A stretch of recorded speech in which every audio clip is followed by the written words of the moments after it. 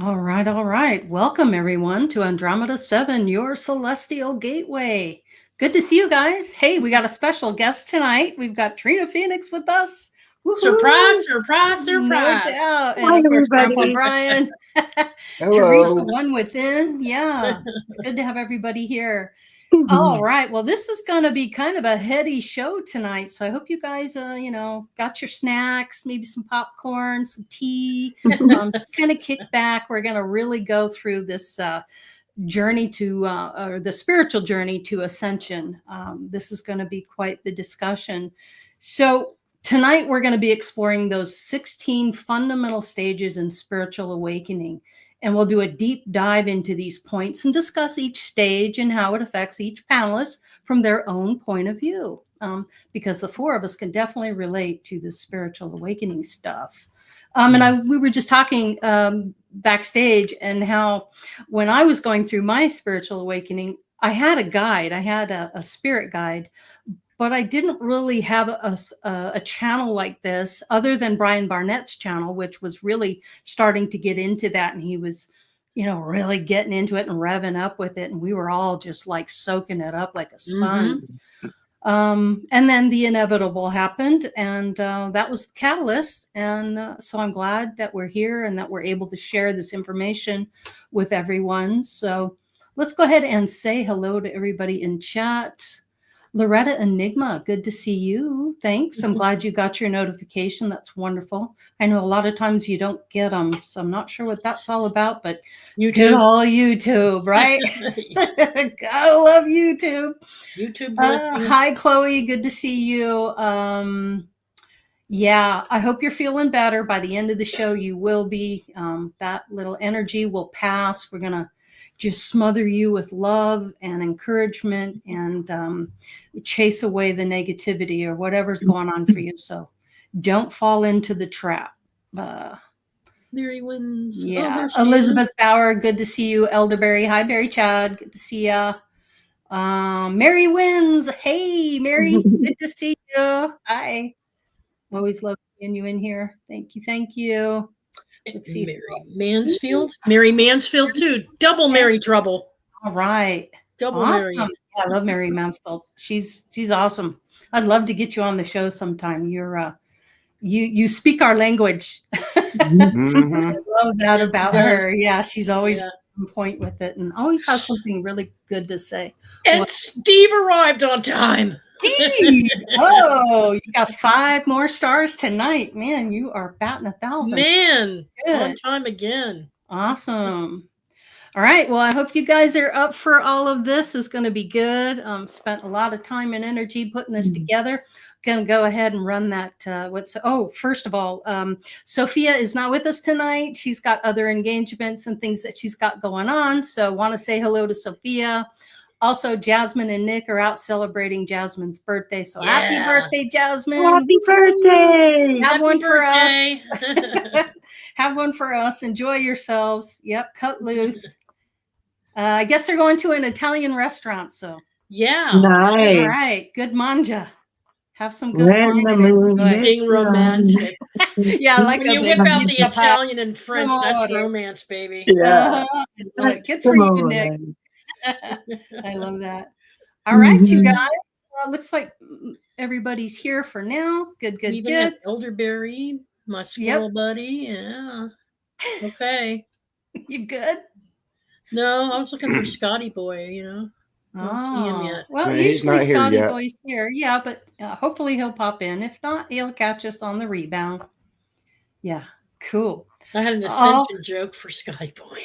You did? Well, let's hear it. Why not? Go ahead. No, I can't tell it now. I'll wait till he shows up. Wait till it's my turn. How do you know it's not your turn right now? Because then I'll say it again and it won't be as funny because I'll say it again when he shows up. Don't forget. I'll remind you. Okay. Yeah. Okay. All right. Sounds good. Okay. So I'm going to run that beautiful bean footage, as Sophia likes to say. Run that beautiful bean footage.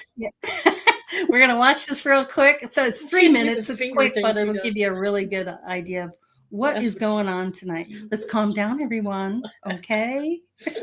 Focus. Here we go. All right. Many refer to ascension as the great shift or new pathways or paradigms to freedom of old programs and outdated ways of thinking about oneself. A true path to ascension is freedom to choose new ways of thinking and unlocking your subconscious mind, and to develop a mindset of truth and love, and to discover the true self as a spirit of the universe. You could say a journey to your subconscious mind that holds all the information you have amassed over lifetimes, and to discover your inner being, to realize you are soul experiencing human constructs. For the first time in history, we have access to mammoth, unprecedented amounts of information. While this freedom to learn brings countless opportunities for personal growth, it can also get quite overwhelming. There are so many thoughts, opinions, debates, and discussions out there. Spiritual ascension is a process of transcending one's current consciousness to achieve a higher state of being.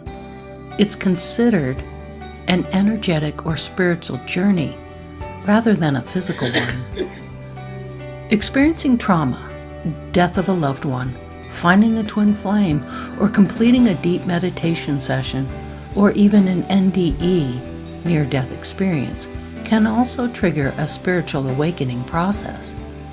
Going through a spiritual awakening is one of the most confusing, lonely, alienating, but also supremely beautiful experiences in life. Put simply, spiritual awakenings mark the beginning of your initiation on the spiritual path. Without experiencing spiritual awakening, we go throughout life pursuing the emptiness of money, fame, power, and respect in an attempt to find happiness. The unsettling and equally beautiful thing about spiritual awakenings is that they occur at the last expected times. There's no way you can plan for them. They lurch into your life and shake everything up like tornadoes. But the hidden gift buried deep within them is that they occur at the precise time that you need them the most. Spiritual awakenings are the soul's cry for freedom. Listen to its call, and your life will be transformed into something meaningful and significant. Refuse its call, and your life will be like a graveyard. If you have experienced a spiritual awakening, you have come to see through the lies and illusions of this world. Deep in your soul, you realize nothing external has ever and can ever bring you true happiness or fulfillment. This profound realization leaves you craving for something richer, more fulfilling, and something that will make you feel whole once again. All right. Right on. So That's awesome. yeah, it's quite the experience. It's really difficult to explain to people, especially people that don't understand. It seems very woo-woo to others. They don't understand that, you can be a medium and not be spiritually awakened. Mm-hmm. If you've got a connection to spirit, even though it doesn't all come around that way, it's difficult to put into words, but it's very confusing. And Yep. you think it's confusing for them. You're sitting here and you're experiencing things that most people would call you batshit crazy. I'm sorry. They would just say you're insane. This is not really happening. But so I really wanted to get into and talk about some different points about a spiritual awakening, what it's all about, the different stages, some of the things that you go through. And you guys feel free on the panel to discuss. We'll talk one block point, and then we'll just kind of get into it and discuss it. Curious why Brian really wanted to do this topic. Mm-hmm. He had a list of topics. And Brian, what motivated you to do this one at this time? Because a lot of us are spiritually awakened, and some are just now starting to become awakened and starting to ascend because they're starting to break free from the programming and the matrix. So I was thinking, all right, this is the way to let some of the newer people know that this is a process. This is a journey. It's not a destination like religion. They have a destination and it's called heaven. True spiritual awakening and ascension, there's no destination. It's always a journey. Even when you cross over, you're still on that journey of ascension. Even when we get to that fifth, we're still on that journey of ascension, because that's not a stopping point right there. If that's your stopping point, that's all the further you're going to go. You don't have to die to be ascended. Correct. And a lot of us are starting to reach that fifth density, but I want to reach higher than that. I want to get up to the sixth and seventh and eighth levels. The fifth is just another stepping stone to get to that higher level. And I want to try to get people to understand it's not a destination. It's a journey. And it's probably journey to a higher mind. Exactly. It's a mind timing, given this planetary shift we just went through and are still feeling the energy from. So it's good timing. Yeah, you know, a lot of people may have shifted. Go ahead. Yeah, we talked about that last week, the planetary parade. And this is interesting. I have a photo for you. This was taken, and Teresa, I credit you for this. She took this off of Facebook, that planetary parade that we talked about. Yeah, Nikki Todd from Massachusetts clicked this picture. Isn't this amazing? I mean, you won't see this for another 400 years. I know. Isn't that beautiful? Yeah, quite an experience for us to be able to witness this and be here at this time. So it is a very special time to be here. But what a fantastic pic, huh? It is. Yeah. Oh, yes. I saw that too on Facebook, and I screenshotted it too. I was like, that's an amazing photo. It really amazing. Is. It's beautiful. Yep. Well, like you said, we won't see that again for a long time. So I thought, wow, what a beautiful image. I've seen a couple beautiful images of the 7 planets. Yeah. It's cool. I was looking for some. That's the only one I saw. You know, it's like I've only seen 2 that were as pretty as that one and one other. Gotcha. Oh, gee, why is this not showing up for me? Well, that's interesting. Yeah. That is quite interesting. Well, let me reload this and see what is going on. Well, while you're doing that, what is your idea of what ascension means to you, Brian? Is it something physical or is it metaphysical? Here we go. Go ahead.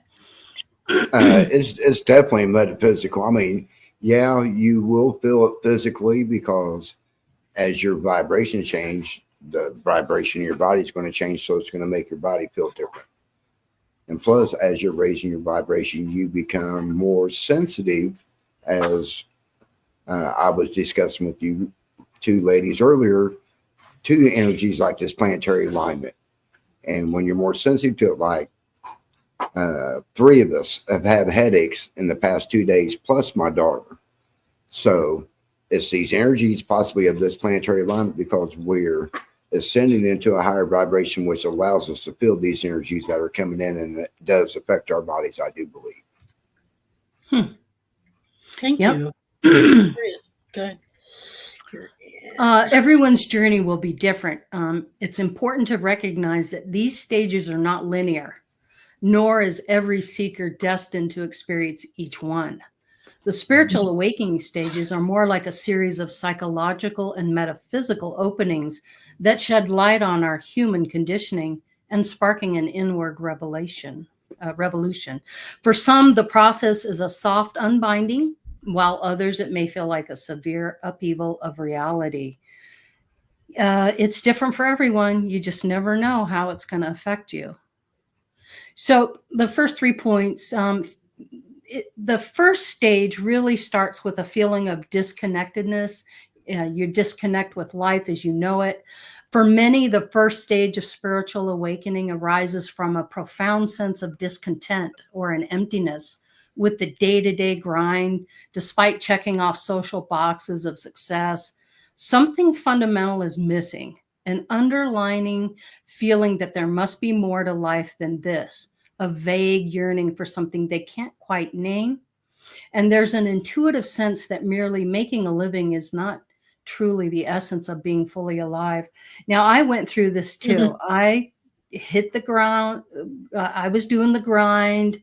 I was in that routine. I ran a successful business. I had a home. I was doing all the things I thought that would make me successful. And in reality, I realized it was a stepping stone for something else, for something more.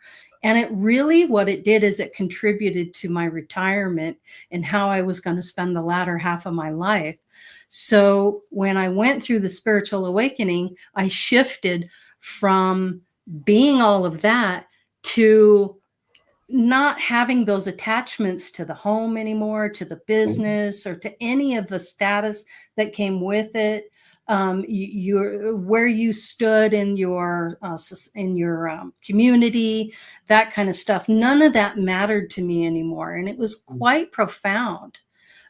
Anybody else feel that? Trina, did you went through that? Oh gosh, yeah. I was programmed that, that means success is like, you got to have the house, you got to have the 2 kids, the whole, that was just like the program. And I did it, and I mastered it, and I did it. And then after I manifested everything, the house on the hill, the whole thing, you realize this doesn't do it. Doesn't do it. And then the economy crashed in 2008. Everything fell apart. I went through divorce, bankruptcy, everything got taken away. And now it's just a matter of, I just want shelter, and I just want to be able to have a car. A car that runs, I don't need a new one. I have never bought a new one. I don't need a lot. I just want enough to live a basic, simple, comfortable life. And I mean, if you get to go have a little vacation once in a while, that's wonderful. But my whole dream from the whole, what everybody told me I should aspire to have and be, I did that. Yeah. And then it all went away. And it was so funny because for most people, like a lot of people like in that position, like commit suicide, like literally, because they are so much about that, the status, the stuff. We owned a motorsports dealership. We sponsored supercrosses. We were on Jumbotrons. I mean, it was cray cray. So, it doesn't bring you happiness at all. I mean, you're at sitting here all. and you've got everything right there. You've worked really hard for years. And the moment, it's so interesting because the moment I got there, I went, I don't really care anymore. It was more It's about not what it was cracked up to be. And now you're just worried about holding on to it and continuing. And it's a trap. It's such a trap. So I lost all of it. And I had to completely start over. And that's when my reality shifted of what's important to me. Because finally I got to decide too. I got to decide myself, which was really fun. So, it was a process of growth. And it's like now, my whole dream is I want to build a cob house. Yeah. That's cool. That's I mean, literally, that's my, when I was a little kid, I used to make tree forts and build stuff out of the earth. I have a love for it, and I truly want to do, that's like my goal. It's like, I would love to retire with some land and build a cob house with my own little hands. creek flowing. Trees. Just being in nature. That sounds good to me. I've got that dream of a little A-frame and that creek, and I'm like, it's just the simple things sometimes bring you the most joy. And for me, it's always been a profound connect to nature and animals. I've always loved animals. It's just always been a thing. I love puppies. I love horses. I love chickens. I love cows. I love all of it. Squirrels, bunnies. I love all of it. Yeah. How about you? You can keep the bugs. Yeah. Right. Yeah, not my favorite. Teresa, how about you? Any feeling of disconnect with life as you know it when you started going through this? It was a major shift. I went from the whole thing that Trina just described, the definition of success. I was one of those who was like average, never above average. I was average in everything I did. There were a few things I excelled at, but I didn't make the honor roll. Okay. And I was just, a normal kid enjoying sports and variety shows and theater and so I got involved in things like that, but I wasn't really into a lot of academia. So when I was told that I should be pregnant, barefoot, and in the kitchen, basically that's what came out of my counselor's mouth. I said, "Oh hell no! I'm a lot more than that." And I started looking into what am I? What is my purpose? And I went through that whole thing. Then I went off to college because they said I couldn't go to college, that I would never be able to make the grade. Now, it took me 5 years and I changed my majors twice, but I still went to college because they said I couldn't. But then I got exposed to the societal business programming model where you were successful if you dressed a certain way. So out came all the fancy clothes, and because I was in marketing and sales, I was in human public relations, I gave presentations, but I was also a technical manager. So, but I dressed the part from head to toe. And I went out and I went to all the breakfasts and the dinners and the dining. And it was a lifestyle that took me away from the things that I really had my greatest pleasure in, which I enjoyed being an EMT. I enjoyed my time in the Auxiliary Coast Guard. I enjoyed camping and fishing, and I enjoyed the outdoors more than anything else, and that connection with nature. And being with children and working with children. So I went through a whole shift later in life when I came at my mid 30s and my mom was suffering and I was doing a lot of caretaking. So I was the dutiful daughter. I played all these roles that other people thought I should play. And I didn't follow my own bliss of what really turned me on. And so when I started doing that, I saw all of the spiritual side of it too come into fruition. And so I dropped the programming for the religion and I dropped the programming for what everybody else thought I should be or who I should be. And I just allowed myself to become more and more my truer self. Interesting. Brian, how about you? Did you go through any type of disconnect? Well, the disconnect. Go ahead. Yeah, the disconnect was basically through all my life because I didn't conform to a lot of what society wanted me to conform to, like being married, having that wife and kids, having that happy home. I couldn't see putting myself in debt just to work to be broke to pay that debt off. So I never got myself in debt. Religion never stuck to me. Even though I was raised Catholic, and then I tried going back to the Catholic Church, but that only lasted about a month. And it was like, no.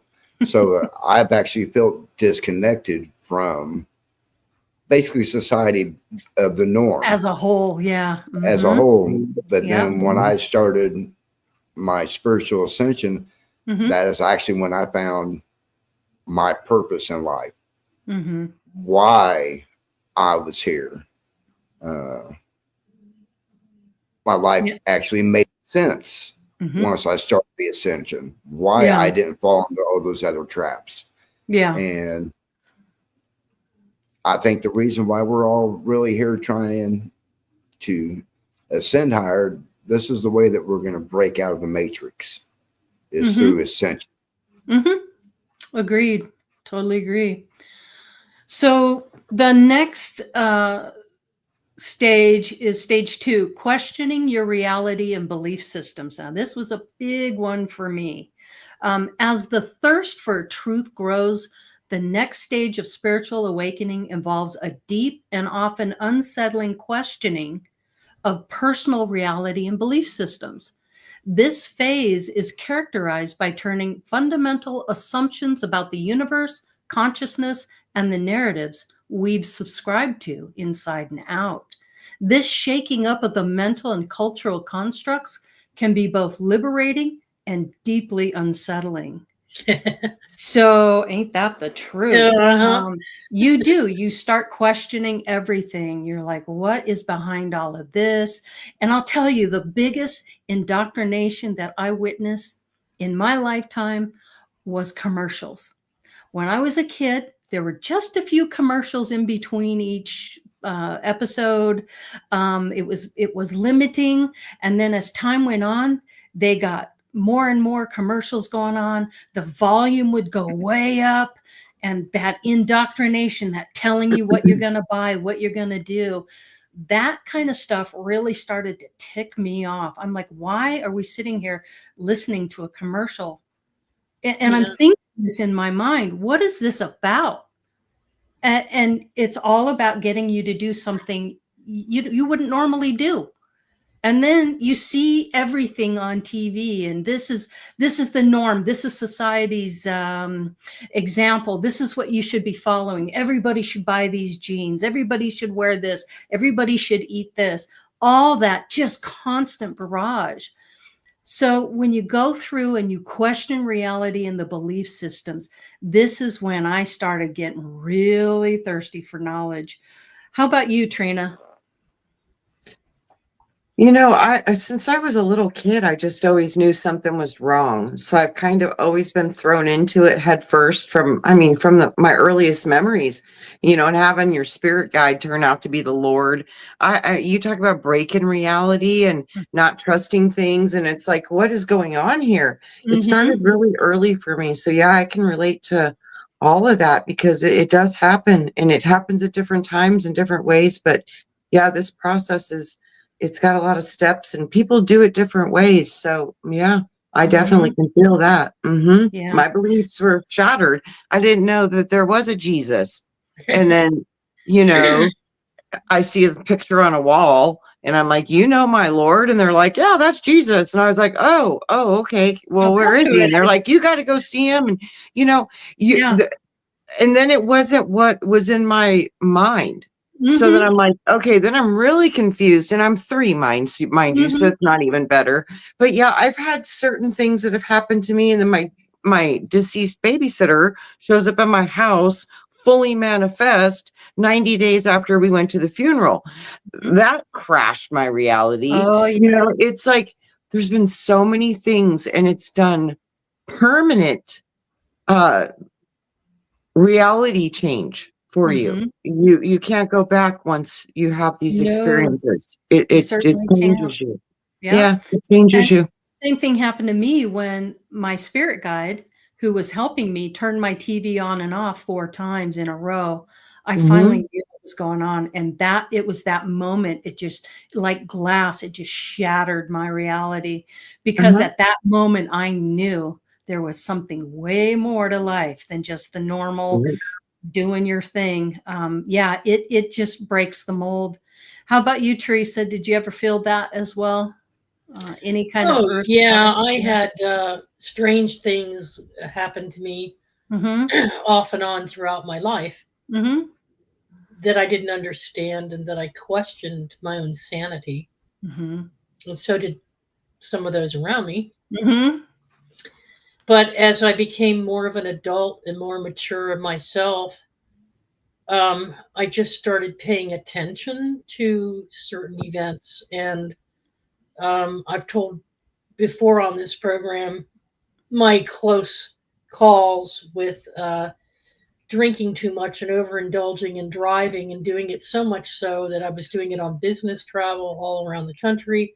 And I had what I now know to be angelic experiences, where someone stepped in, a guardian type, sat next to me on a plane, had a whole conversation with me. Those activities and events were earth-shattering, totally blew my mind. And I had already been on some paranormal investigations, so I thought, well, am I opening myself up to some negative things? And I didn't know what to think of it. I didn't know if it was negative or positive. I just knew that I was having experiences. And I didn't know if they were psychological or spiritual, but I always had a strong pull towards the spiritual nature. I've always wanted to know God or know who Jesus really was or understand who these other uh, Me too. people like Buddha. I Yeah. wanted to know more about Shiva. I wanted to know. So that started me on a whole journey of Mm-hmm. digging deeper into world religions and religious systems. Mm-hmm. Um, Isn't it interesting that Jesus, you have a religious idea of what Jesus is, and then on the other hand, you know that yeah, Jesus is the Christos spirit and he represents the light. And right. they're two different um, Totally. images, yeah, of the Mhm. two. Totally. But it was a Um, class in linguistics that really, I took 3 courses in linguistics as part of my hearing and speech science major. mhm, And it was studying linguistics that I realized I need to take the same approach with linguistics what I do with some of the text, ancient text. mhm, Yeah. So I started looking for the Hebrew to English translations or the Aramaic, bypassing all of the the Vulgate mhm, and all that. And so the truer I got, the older the documentation that I studied and the truer meaning of words and phrases, I realized, oh my God, everything's symbols. mhm. It's all symbology. And so now it's known today, I know it as esotericism. So Yeah. I saw the true meaning behind the story, Mhm, behind the analogies that were being made. They are mhm, metaphors. They're not, but people twisted them into rules and regulations and reality. And then I realized, oh my God, this isn't real. I don't live in the universe that I think I've been raised in mhm. because Yeah. what I'm It's seeing and hearing and feeling is a totally different, upside down, twisted. No, yeah. it wasn't upside down and twisted. It was the reality. Mhm. Right. It took me a while to get there to Yeah. understand that, hey, I'm fine. Mhm. That's the reality. Yeah. All this other stuff is just a facade, an illusion, a Mhm. Yeah. projection. Yep. It took me a long time to get there.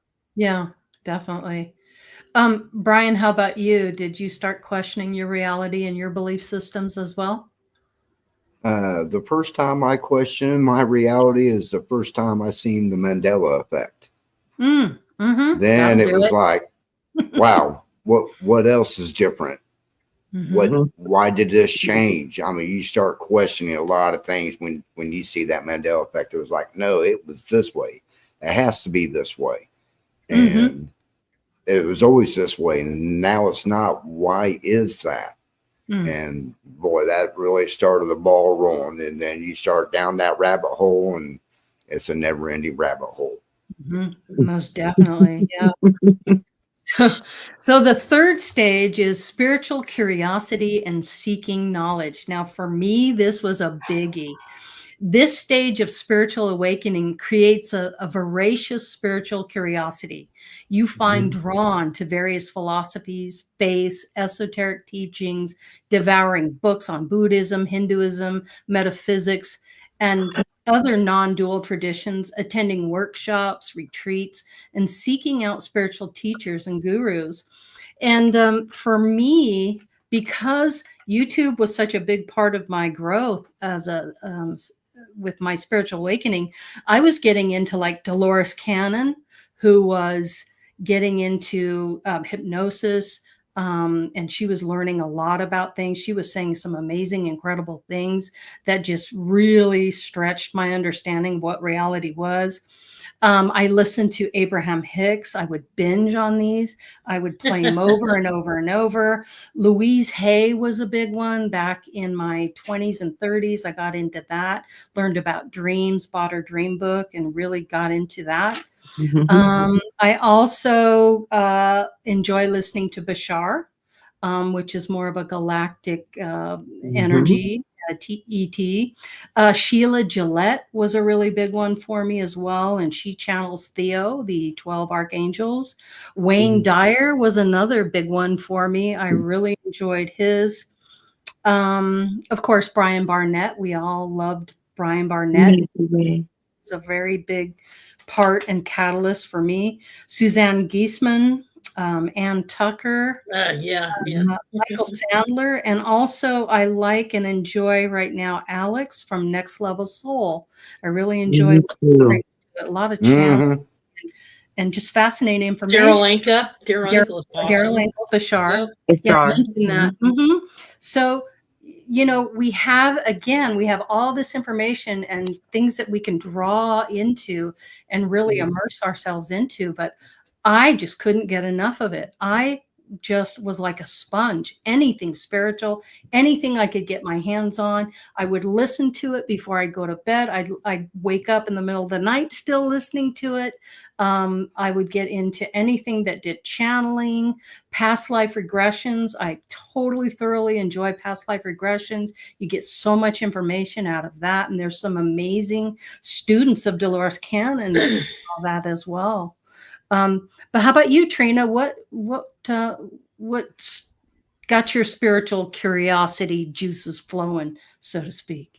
You know, I was born that way, I think, and it started at 3, and then it just kept progressively. Every time I try to, like, no, I want to be normal, it wouldn't happen. Something else would happen that was totally supernatural, and I'm like, oh, and your reality is like, nope. You know, it was a challenge, but it's just like what you said, Lori. I was doing the same thing. I was seeking. I just had this unending thirst.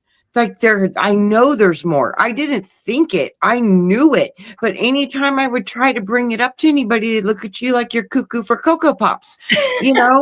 So I was like, I had it all like in myself, and I couldn't really, you know, have any safe places to go with it. Even my family, my mom would be like, shut up, you're going to freak out your brothers and sisters. It was constant. It was constant. Shut your mouth. Constant. And, you know, they knew it too. So they knew I wasn't losing it because they could sense and see that shit too. So it wasn't just me. So yeah. So I was like, oh, what do you do with this? So I did the seeking, and all those people you mentioned, some of my favorites, but the ones that snapped me open very early was Louise Hay. She was one of my foundational ones. And then I found out about just all kinds of, I started way back with the Sheldon Neidl with the Galactic Federation, if anybody even remembers Sheldon Neidl, because that was way back in the day. And that's when I joined a collective consciousness community that we're building the crystalline light grid. So I started projects all the way back in the early 2000s, but and then after that, I knew there was this other part of us that we weren't really aware of, and we weren't really allowed to talk of it. So I had to find places that I could go to be exploring these potentials. And that's when I found Southwest Institute of Healing Arts. And I thought, I'm going to go to school and start learning these energy modalities. And I knew nothing. So I was like, I had an extensive knowledge of vitamins and herbs and stuff, because I already been through situations in my life where I had to go that route. So I was really into the natural, holistic stuff. And then I was like, you know, I want to learn about energies and all this stuff. And I love to work on people's bodies because I do amazing things. My hands are powerful. So I was like, I'll go do that. And that just opened me up to so much more. And I finally had a dialogue somewhere I could go to talk to people that kind of knew what I knew. And they were exploring, you know, what am I? What kind of powers do I have? You know, and we were all drawn to be of service to humanity, healing, you know, so there was a real common vibe. So that was just the greatest. And healing is really done through the hands. I mean, that's like Reiki. It's powerful. Think about it. When you injure yourself, first thing you do is you put your hand over touch it. You touch it. It's amazing. So that was my saving grace, and made finally my life started to make sense.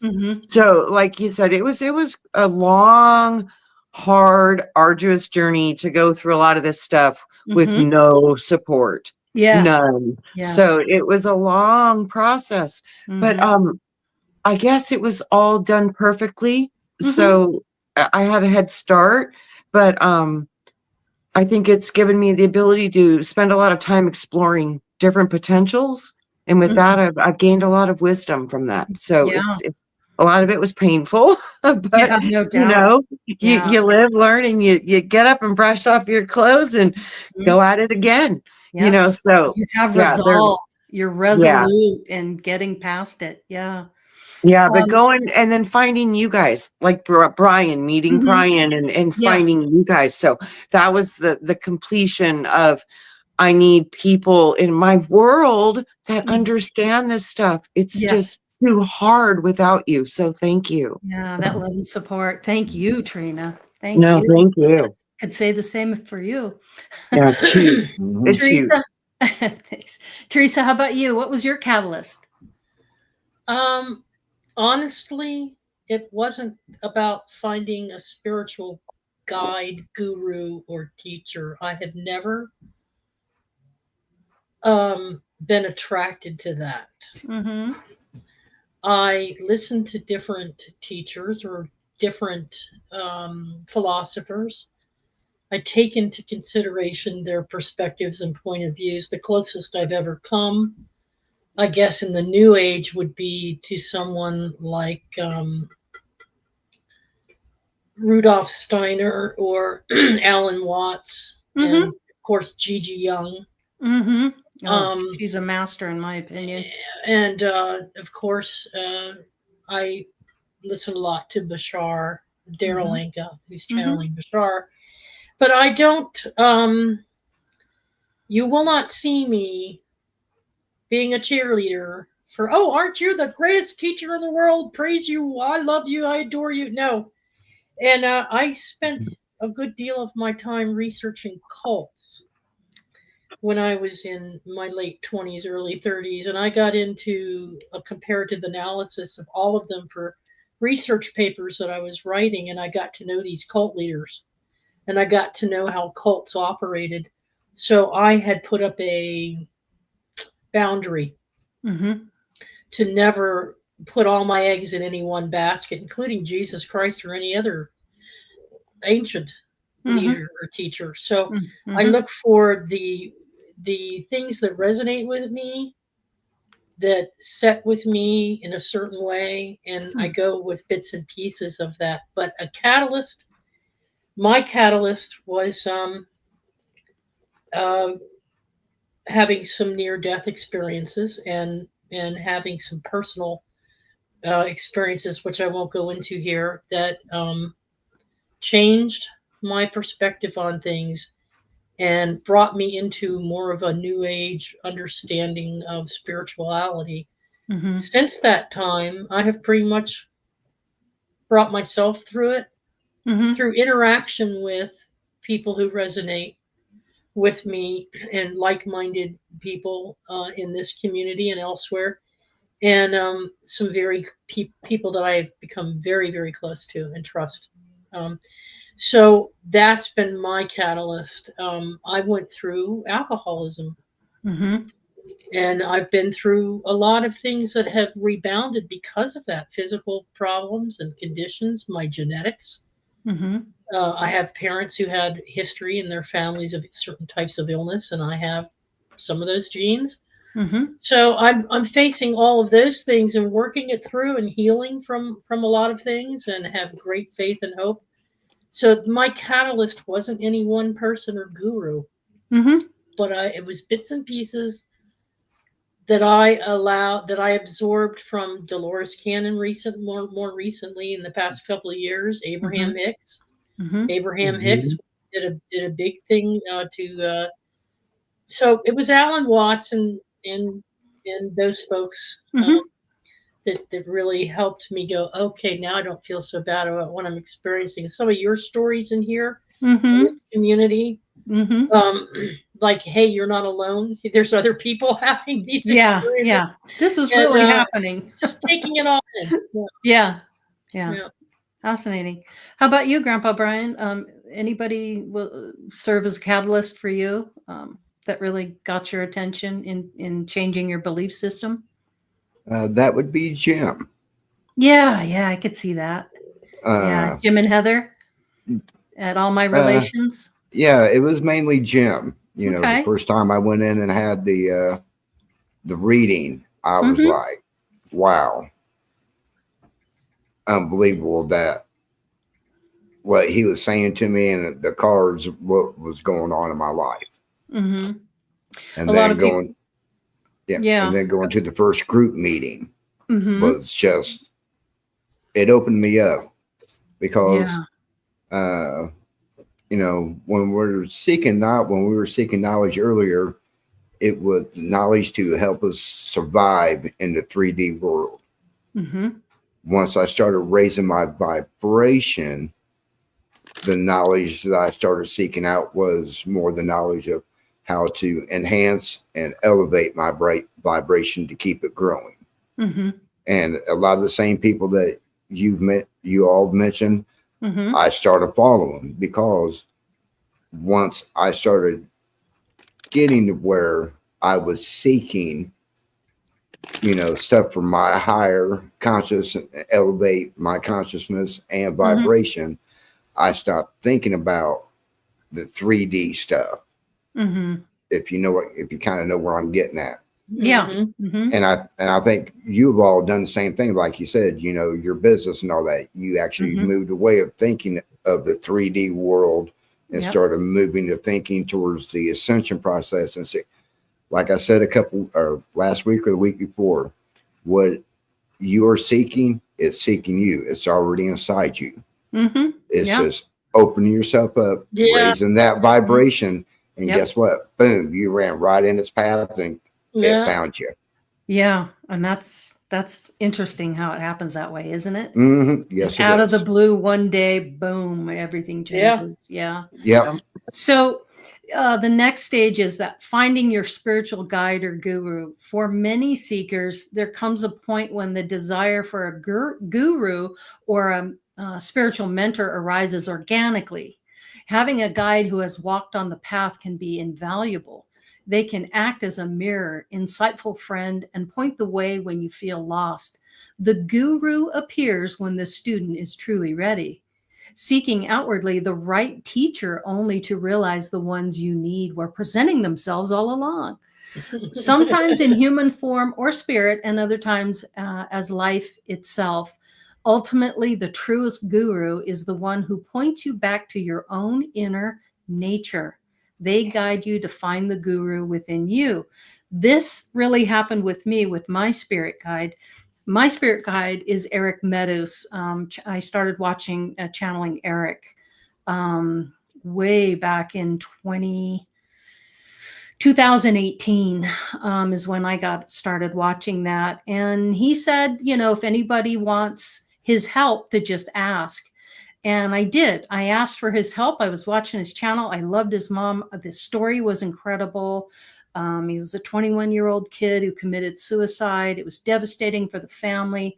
His mom went through hell, and his sister talked his mom into creating a channel so that she could really dive into all this. And she had psychics come on, and they would talk to him, and she would communicate through them. And it was just fascinating for me. And that's when one night, when I was my most tired and really was out of it, and all I wanted to do was go to bed. I was exhausted. And I think really the reason he came in this night was because I was not giving him any resistance whatsoever. And my levels were really low. And that's when the TV popped on. And I got up, turned it off, popped on again, got up, turned it off, popped on again, got up, turned it off. And I said in my mind, if this happens one more time, Eric, I know it's you. And it did. And that's what happened. So the teacher, when the student is ready, the teacher presents himself. And that's exactly what happened for me. How about you, Trina? I mean, I know that you've had this going on since you were a kid. So you've always had this sense, and your parents were, you know, up on all this, but was there any one specific incident where that guru just presented himself to you? Like I said, I've had so many, Mm-hmm. but ultimately it's always been Jesus, because the Jesus in my relationship building Yep. was like the Essene Jesus. He'd always told me, he says, you came here to do this, Mhm. not watch, do. Yeah. Do like Mhm. he's like and that's when it's like, well, what's Jesus? Jesus told me he's us, and that's when he showed me how the consciousness of this entire realm is connected as oneness. There's Yes. no outside that consciousness in this construct. It's one consciousness within this construct. I mean, Mhm. the whole thing is universally, really, literally one mind experiencing in a different myriad of fractals of that consciousness. So he kept showing me he's us. So the things I do, ye shall do in greater. It was not about worship. It was about becoming Christ, Yeah. Mhm. Christ-like. learning how to do that. Mhm. So, that was my first teacher that gave me the thought that I wonder if that's how you learn. You go to school and work with this energy stuff, and then maybe you just figure it out, and then you can start doing stuff too. Mhm. And it literally, I started seeing incredible things. Yeah. Yeah. I mean, incredible things. Mhm. And I was like, wow, this is part of it. So but it was so organic and Yeah. beautiful and innocent, and just wanting to help and holding gratitude for being able to help somebody. Mhm. It's so simple, but it's so profound. Mhm. The It's way, Really is. living differently, isn't it? Mhm. yeah. Yeah, it is. So my guru has always been to find the way to be more like that. you Mhm. know so Uh-huh. I've had many that teach great examples, but it all started with walking with the Lord when I was a little kid, and him Mhm. convincing me and going, don't let him let you forget. They're going to take your memories away and you won't be able to remember any of this. Don't let him take it away from you, because it's going to happen.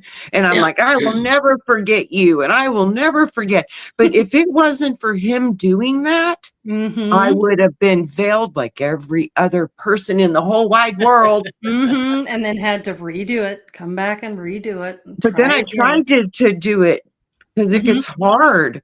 So then Yes. I just wanted it to stop, Yeah. just Mhm. be normal. And Mhm. then, oh, the universe kicked my butt for that hard. I don't think so. But that's when I think the demonic energy started showing up. Mhm.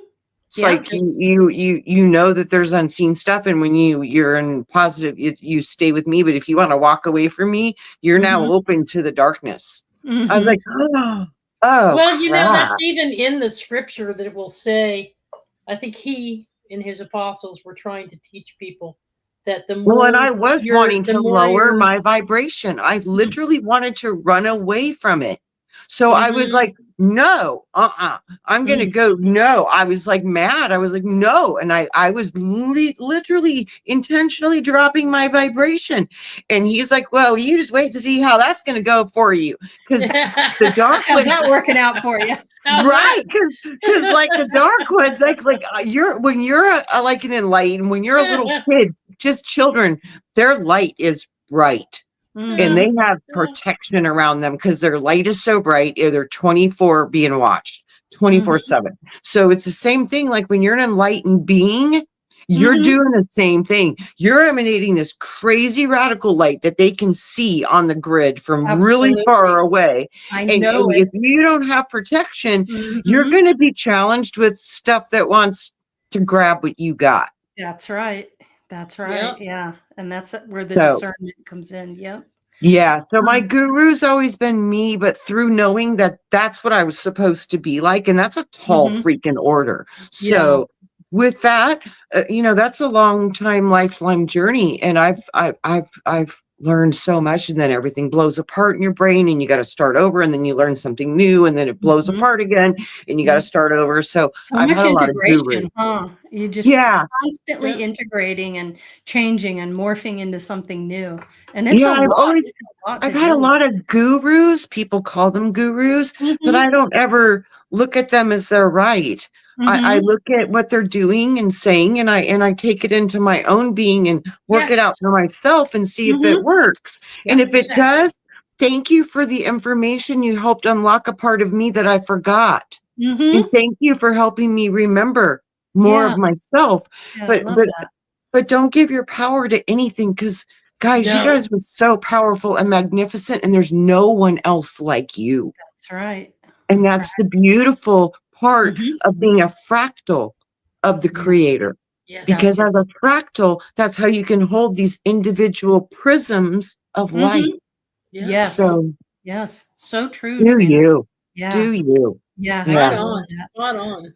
Teresa, how about you? Do you have a spiritual mentor or? Well, yes, in this context, it was the same as Trina's, Loretta's, Okay. and Claudette.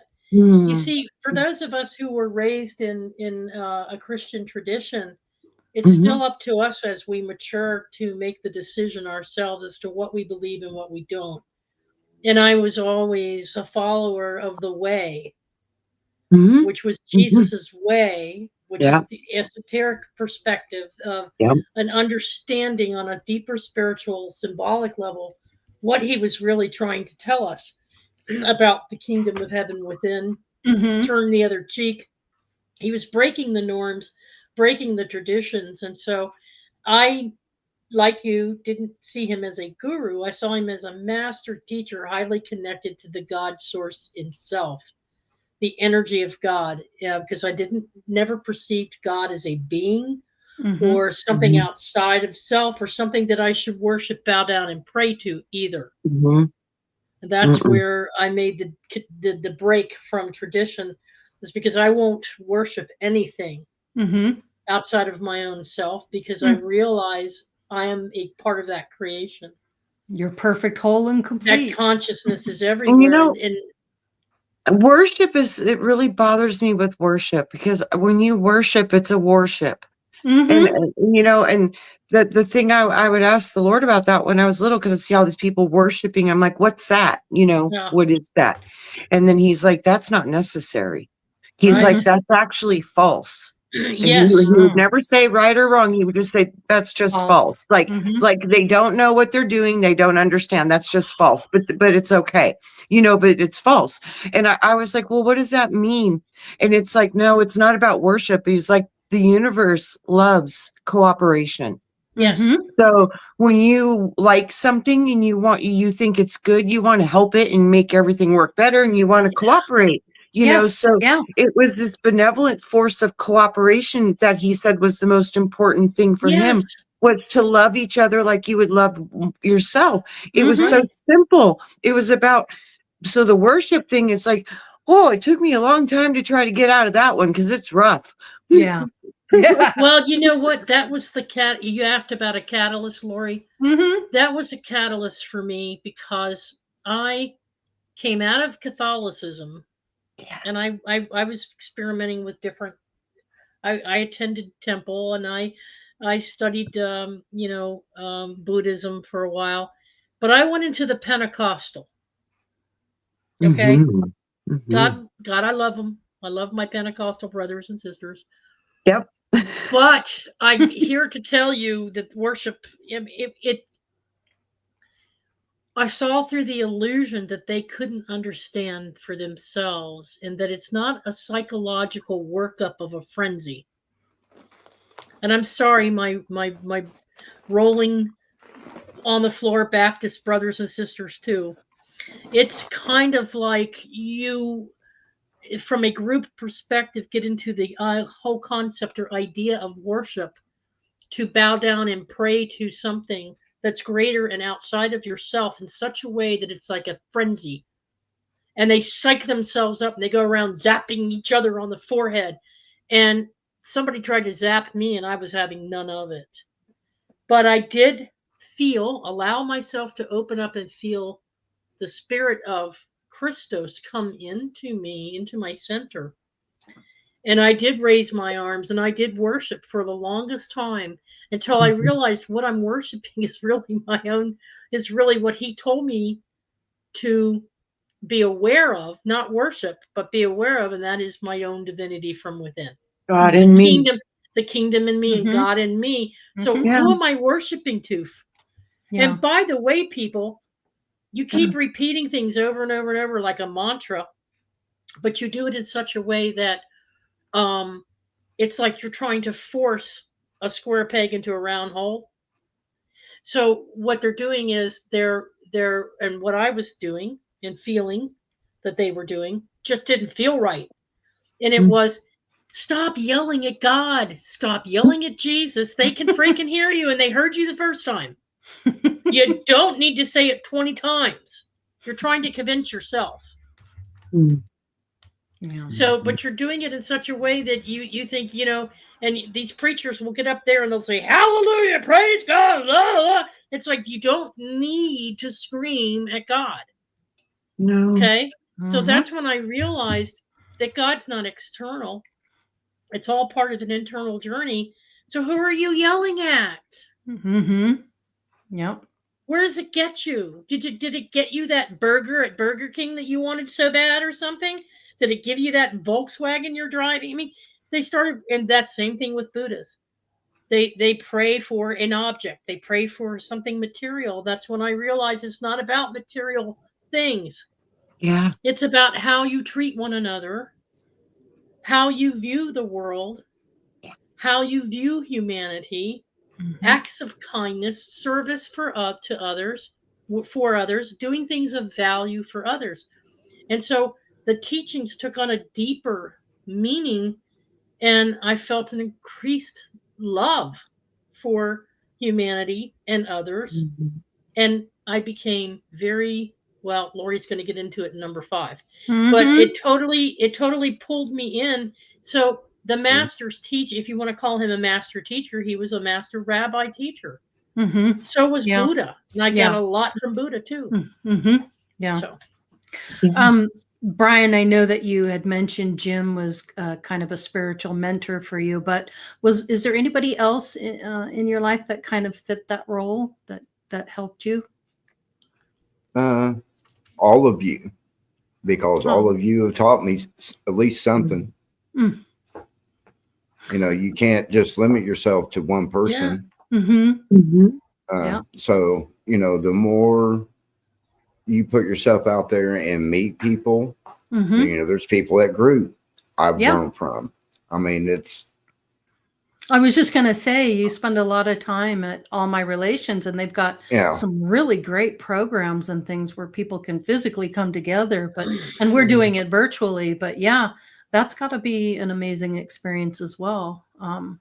I took a few classes in my 20s on creativity and things like that. And just getting together as a group once a week gave a lot of support. And you were able to share things that you learned. And yeah, it was just a place to get together. And I think that's where you get a lot of that through that situation that you have on Wednesday nights.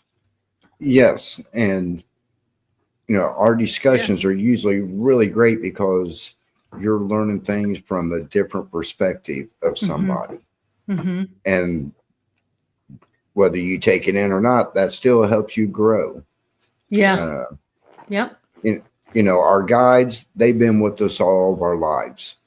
Mm-hmm. It's just that we get to certain points in our lives that we block them out because of other things going on. Mm-hmm. And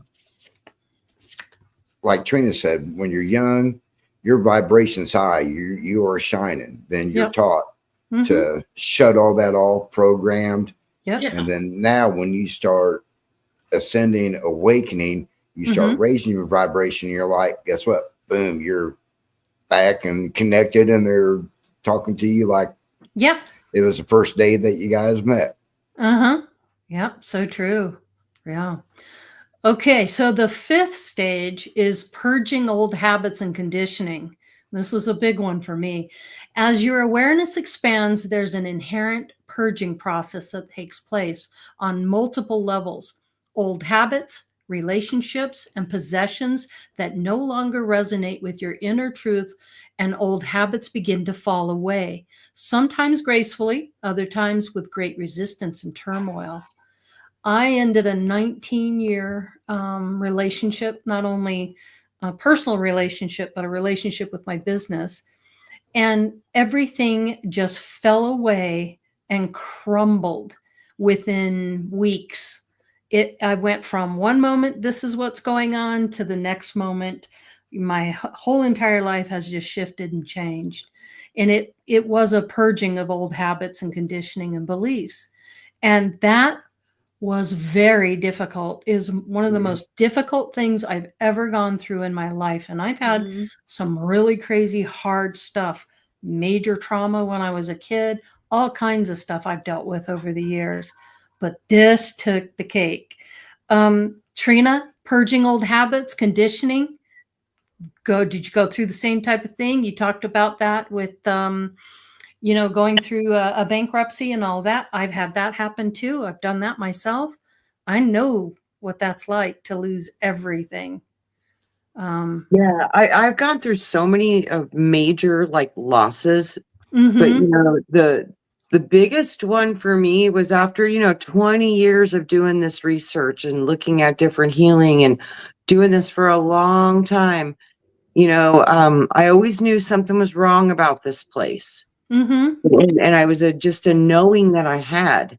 And when I started to realize, that we're fractals of creation, and the whole Bible thing with Jesus and Satan arguing, and Jesus is getting offered everything, and Mm-hmm. then Satan's like, I'll give you all my kingdoms, and he's showing him more kingdoms and all, and he's like, this is not my Father's house. Where I go, you cannot enter.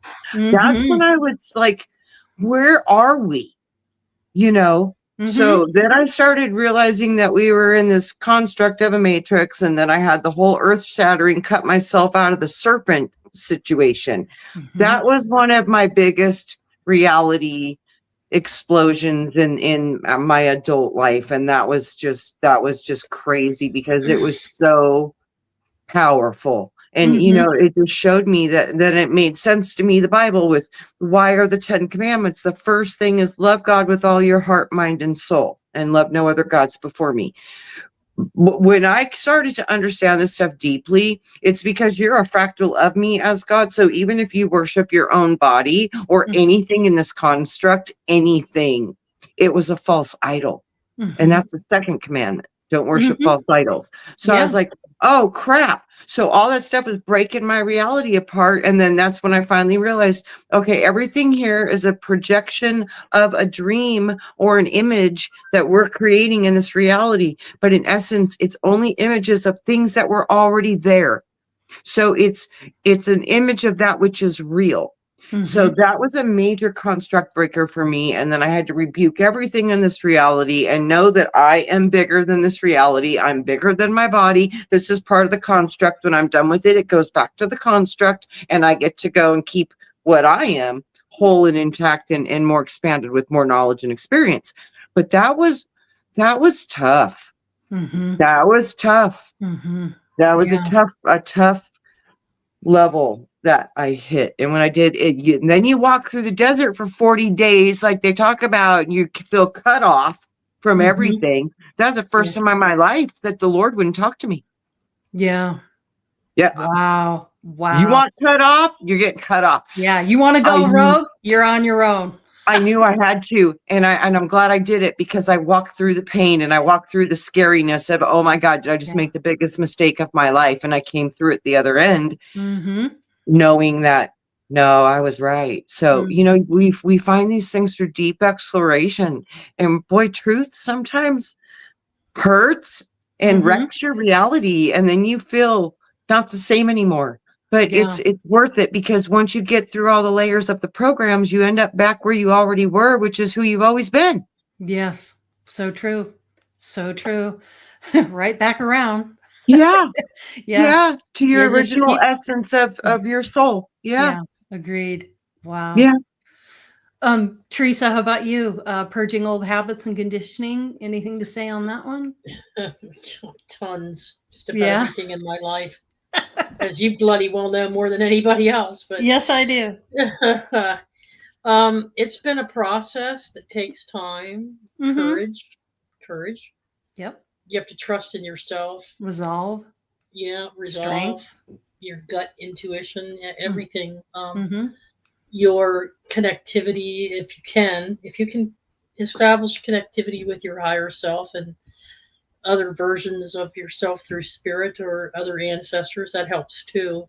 Mm-hmm. Um, But so the purging of old habits and old conditioning takes time. Yeah. That saying Rome wasn't built in a day. Yep. But I've always gone back to that teaching of Christ. I think it's Luke. It's in the book of Luke, or the Gospel of Luke, Yeah. where he says, "Do you think I've come here to bring peace on earth?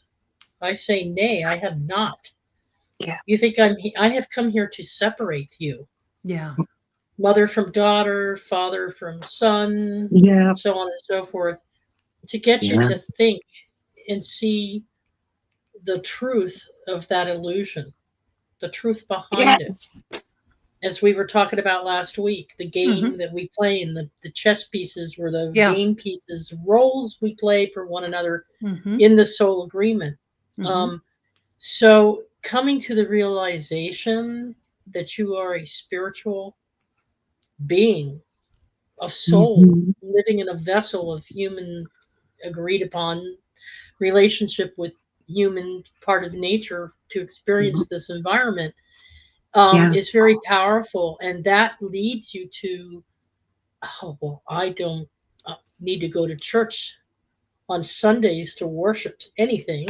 I Mhm. don't need to have the kind of relationship where I'm self-sacrificing myself all the time for somebody else's greater good. Mhm. No, I choose to be of service to that person if I think I can help them in a certain way, but I take care of myself first now. Mhm. Because if you, like my sister was a caretaker for her whole entire codependent family and burned herself out and ended up taking herself out. Yeah. So you have to be able to find the balance from within and recognize your sovereignty over yourself Mhm. and set the appropriate boundaries. But it takes a lot of courage to break these old habits and conditions, particularly when they're pertaining to relationships within your family unit or close significant others. And I chose to separate from those Christian, heavily influenced, persuaded, because everything I did was a judgment against me. Every Mhm. question I had was a judgment against me. Mhm. True. Constantly being made to feel guilty for feeling the way I felt or asking the questions or doing the research and doing the self study without the pastor's permission or without this. No. Yeah. Okay. I don't. Yeah. I have authority over myself, and Mhm. if I choose to research something, I'll look into it myself. And if you don't want to Mhm. participate or answer my questions, I simply won't show up to ask them anymore. Mhm. And so I had to dissolve friendships because it got that significant. And even within my own family, it's like, we don't know you anymore. Mhm. I'm I'll like, be no, right you back. I don't. need coffee, okay? Go Go for it. get it. Go for it. So Yeah.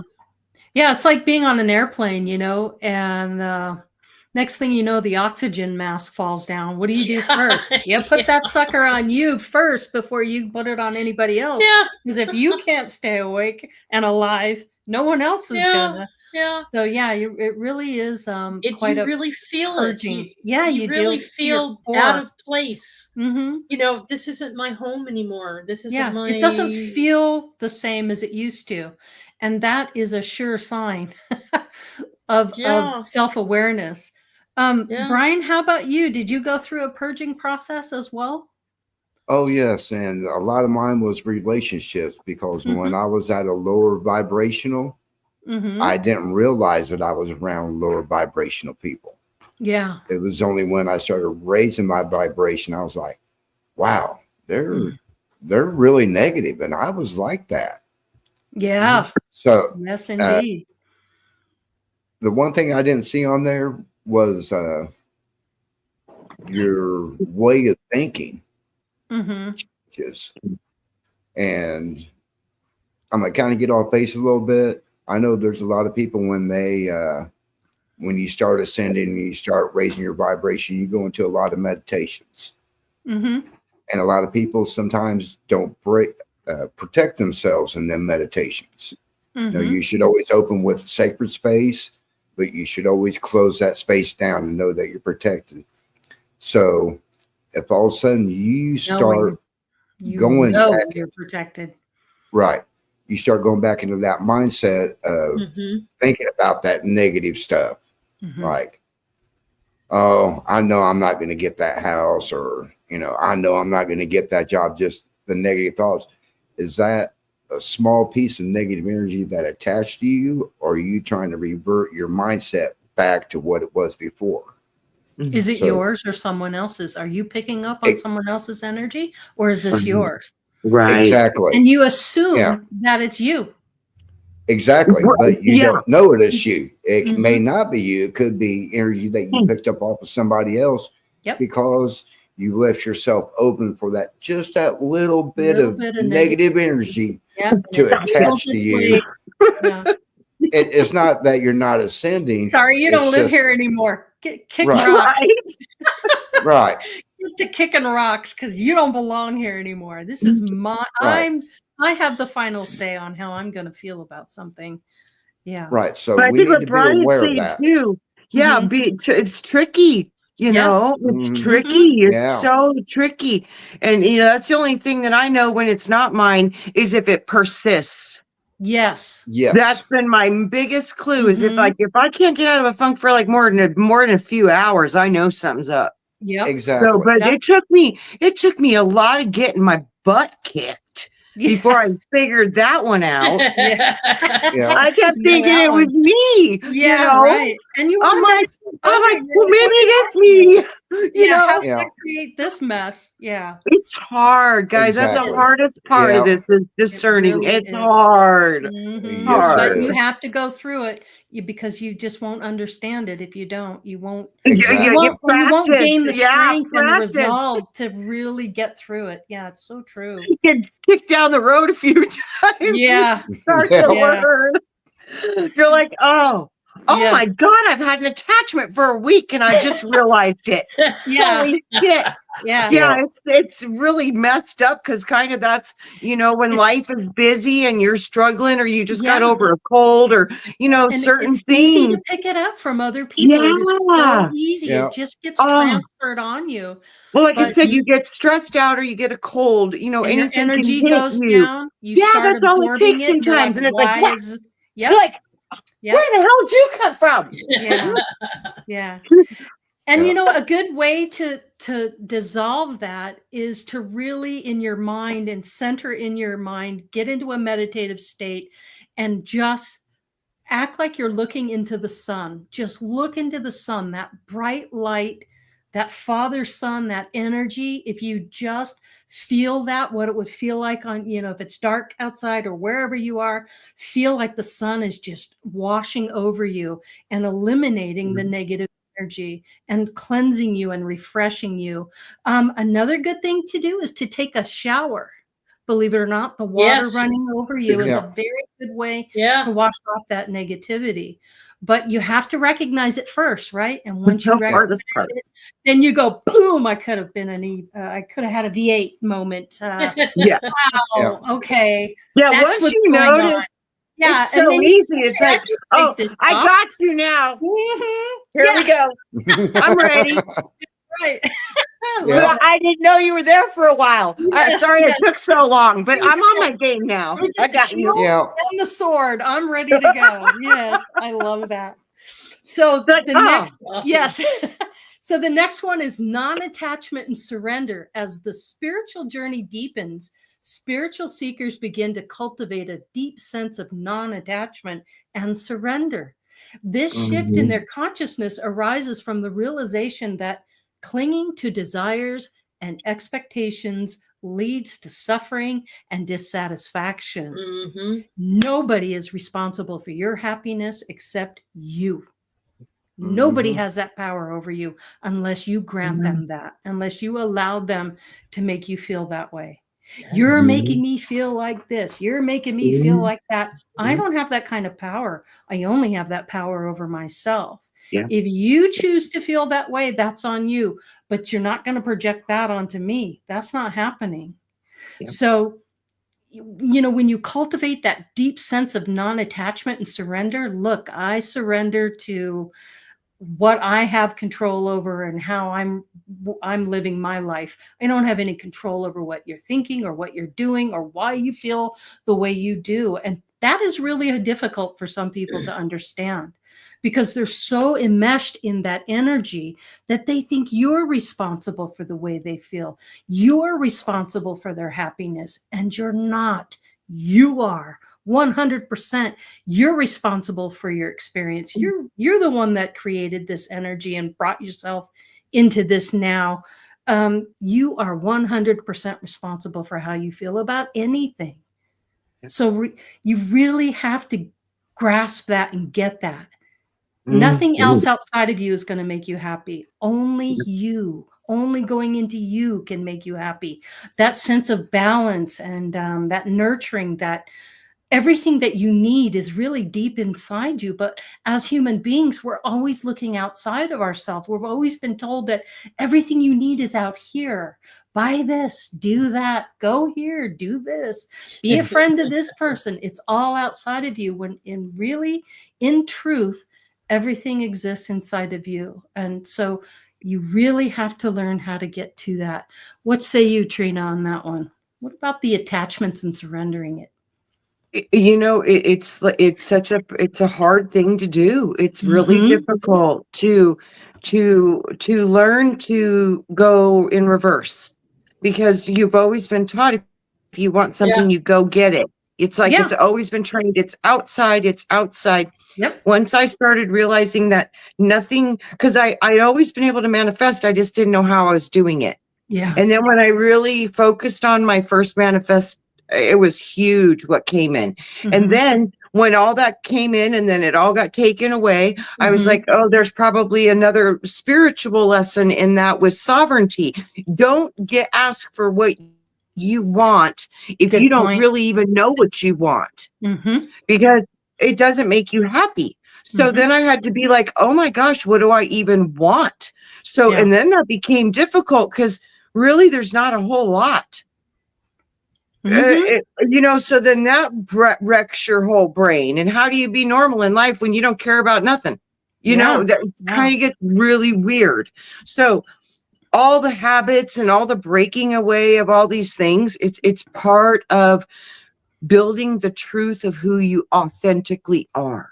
And that is the hardest thing to get into, because you've never done that before. You've always been looking in a mirror, and that's an idol of what everybody told you should be, and you formed this creation based on their perceptions of what you should be. You don't even know what you should be. So finding that was hard, but it was the greatest gift, was to learn that I only control my reality. I can only control the way I feel. I only can control, and all your of that. Emotions. Yes, it took a long time, but it became a part to where letting go of stuff is also, you learn patience with yourself, and you learn how to not judge what others want. I mean, this comes with so many layers of learning with it. But when you really don't desire the things that most people want anymore, you have to figure out, well, what do I really even want? And when you get to the center of it, it's always about what I feel in here will manifest out here. So I need to work on what's in here more than anything outside of me, because I can truly manifest anything I want to see out here from in here. But the thing is what do I want? The most thing I want now in my life. Ask for. Be very careful what you ask for, and be very detailed about it. Yeah, and like I said, now my dream is I want to build with clay and earth, and I want to be around people like you guys, because I feel home when I'm with you guys. And to me, that's like the most important thing. There's really not a lot left. I mean, I really don't like going to concerts anymore. I don't get into all the stuff that other people like, because it's just fake. Yeah. It Yeah. has no substance. I love music. I mean, I love Mhm. music, always Yeah. will. But the Mhm. people and the hype, and I'd rather be in an intimate group watching it on the TV together or something and dancing Yeah. and just mingling and still being able to hear each other have a conversation. Yeah. That's part of getting older probably too, but you Yeah, know. and not wanting to be in so much of crowds and things like that. Yeah, I but don't it's really it's like that either. it's hard. It's like It is when you hard. do this, you go Mhm. through these things, you're not the same. You don't like Nope. the same things, Nope. and the normal things don't really draw you in anymore the way that they Mm-mm. used to. So Mm-mm. it's kind of lonely until you find your people, but it is a hard process, and the family and the whole thing. Yes. It's rough, but it Yes, is necessary, and it is absolutely. so peaceful. The peace Yes. is worth it. It's It's incredible. just worth it. There's a bliss that you experience and feel Yeah, every moment now. yeah. Yeah, It's totally just agree. worth it. How about you, Teresa? How do you cultivate a deep sense of non-attachment and surrender? I can't get no satisfaction. I Satisfaction. can't get no Uh, uh, uh, satisfaction. uh. And I try, and I try. And I try, and I try. That's the I can't mindset. get no. Oh, Yeah, yeah. boom, boom, boom. When I'm driving in Yeah, my car and the man comes on the radio, he's telling me more and more about some useless information I don't even need to know. Yep. yep, Supposed to yep. drive my imagination? No. The Mm-hmm. biggest thing for non attachment and surrender, Mm-hmm. because you don't even know sometimes when you have an attachment, Mm-hmm. Yes, it's the way you think about things. Mm-hmm. And that yes, is the key to ascension. Yes. yes. So everything that we talk about on these programs, everything that has led up to this moment right here and right now is that That's you right. are the acknowledging that you are now, now, now, Yes. now, Yes. Yes. and not what everybody else says or not Yeah. what you used to think it was. Mm-hmm. But the killer for you, get people say, "Oh, the ego." We know the ego. No, it's not allowing yourself to let go of false expectations that you're setting up for yourself. Mm-hmm. So for me, for example, I'm on my way to the west. I'm leaving Maryland and I'm heading west. That's been my dream. That's been my goal. That's been my agenda. 4.5, 5 years ago, it was going to be in an RV, living in an RV park with my dog, and the RV was going to be 37 feet long, and it was going to have on and on I and on remember every you talking detail. about that. Yeah. I I watched remember that. videos and I posted them on Facebook. I was manifesting my new life, you Mm-hmm. know, and Mm-hmm. And the universe goes, put your brakes yeah, on. the universe goes, Teresa's not here, going let there. us show you the possibilities, and sends this vision and this vision and Mm-hmm. this dream and that dream and this meditation and that vision. I'm like, wait, psst, stop. There's like 12 of me, and I look different slightly in every single one of them. And in some of them, I'm older, and in some of them, I'm younger, and someone I'm with someone really special, and others I'm totally alone. What's the truth? Yeah. The truth is that you don't try to drive everything to perfection, that Mm-hmm. you let go and surrender to the possibilities and go with the flow of it. Mm-hmm. Because every time I do that with even smaller projects, they always come to completion right when I need them to. Just when I think I'm not going to have enough money in the bank to do something like save my fanny with something, Mm-hmm. my fanny gets saved.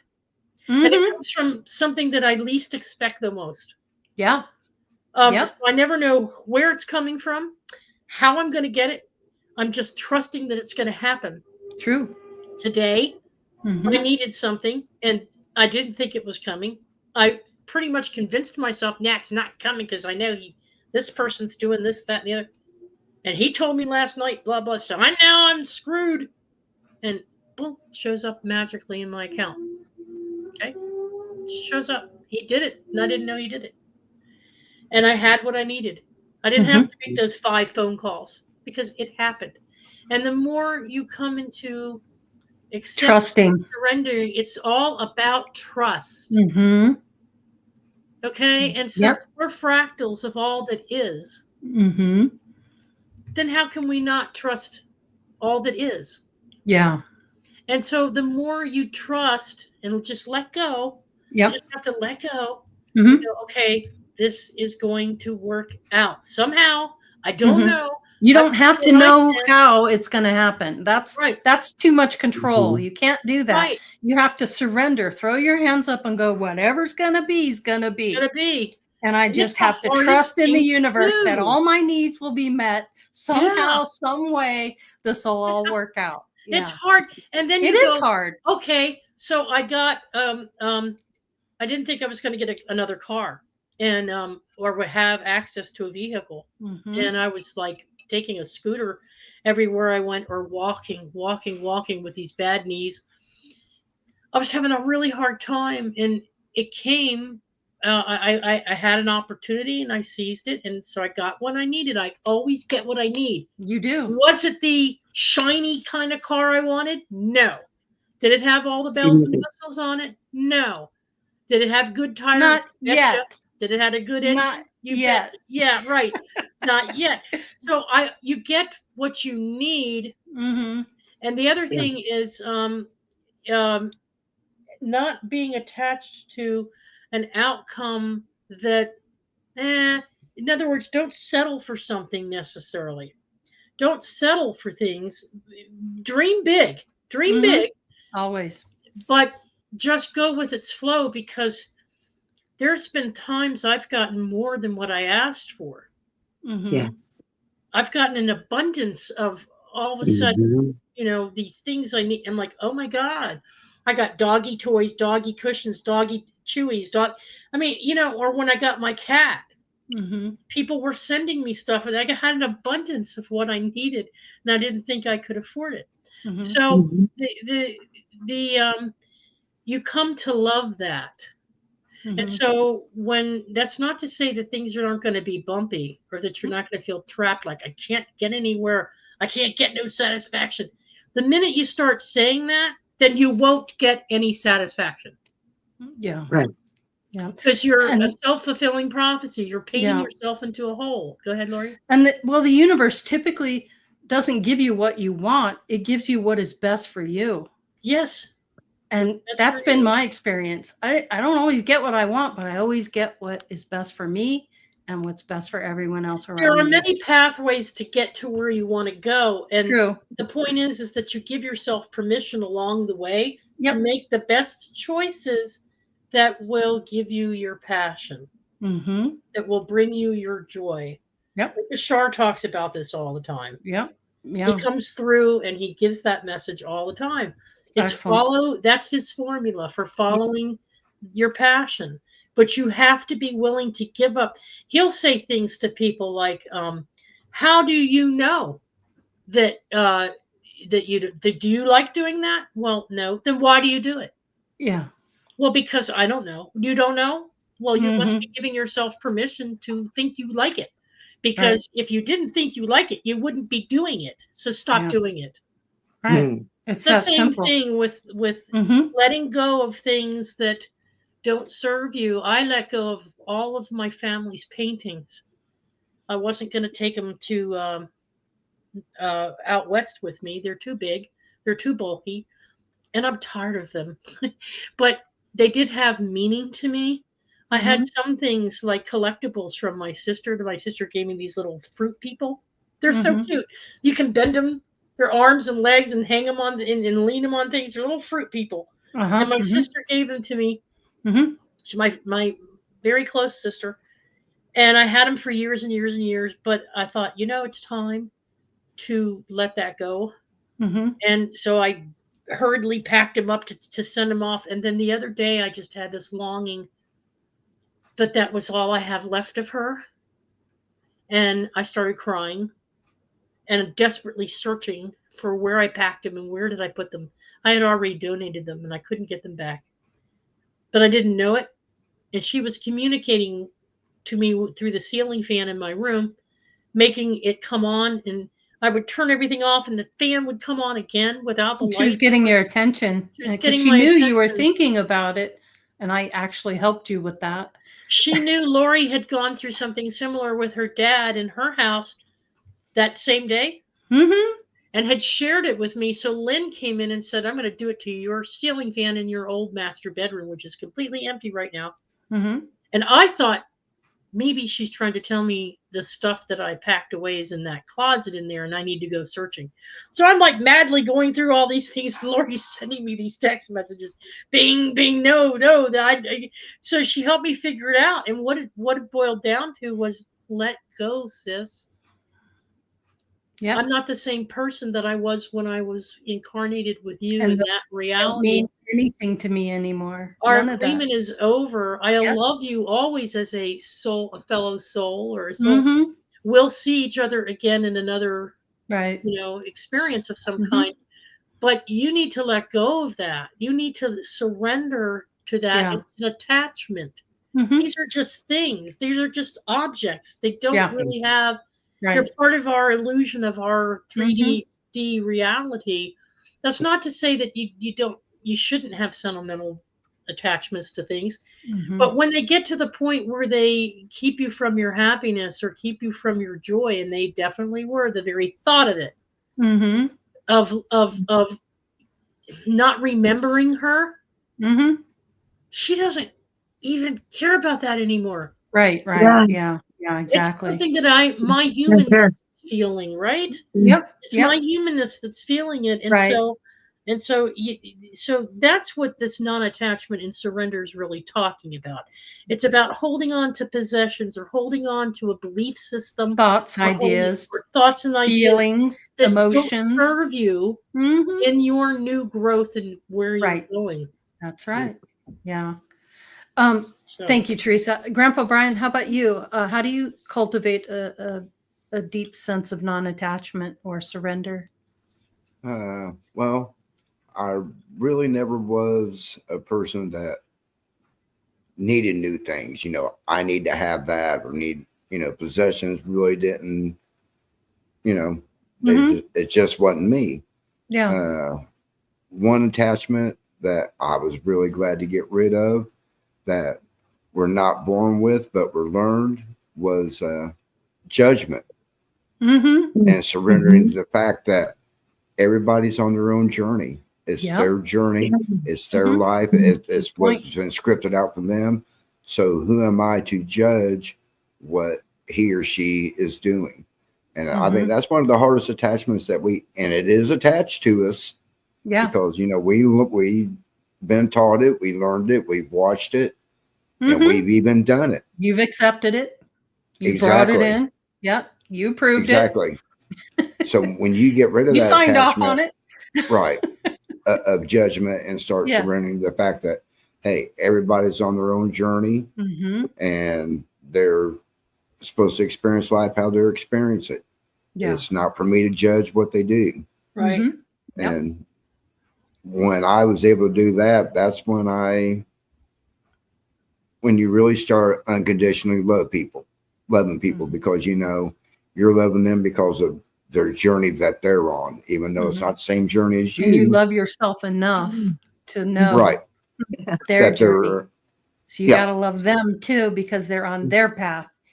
exactly. Even though they keep hitting the rocks and getting caught on things. Yeah. Go ahead, Teresa. Go ahead quickly. There's a conversation going on that I caught. This is important. This is important. And that is I do what makes me feel good. If it feels good, it must be right for me, kind of attitude. Yeah.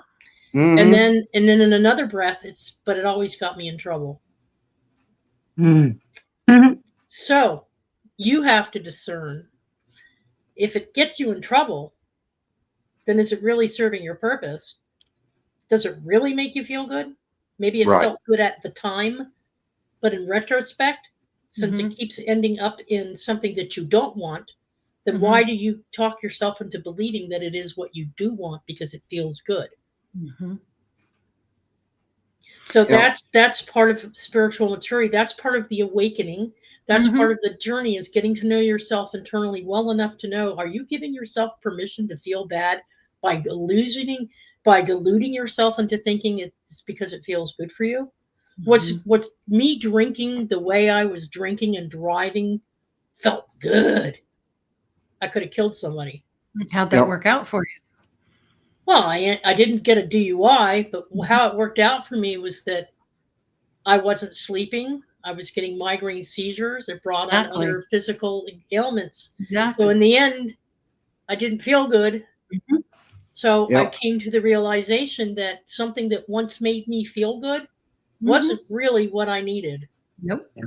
So I got rid of that attachment and surrendered to give myself permission to feel better by not doing something that I thought made me feel good.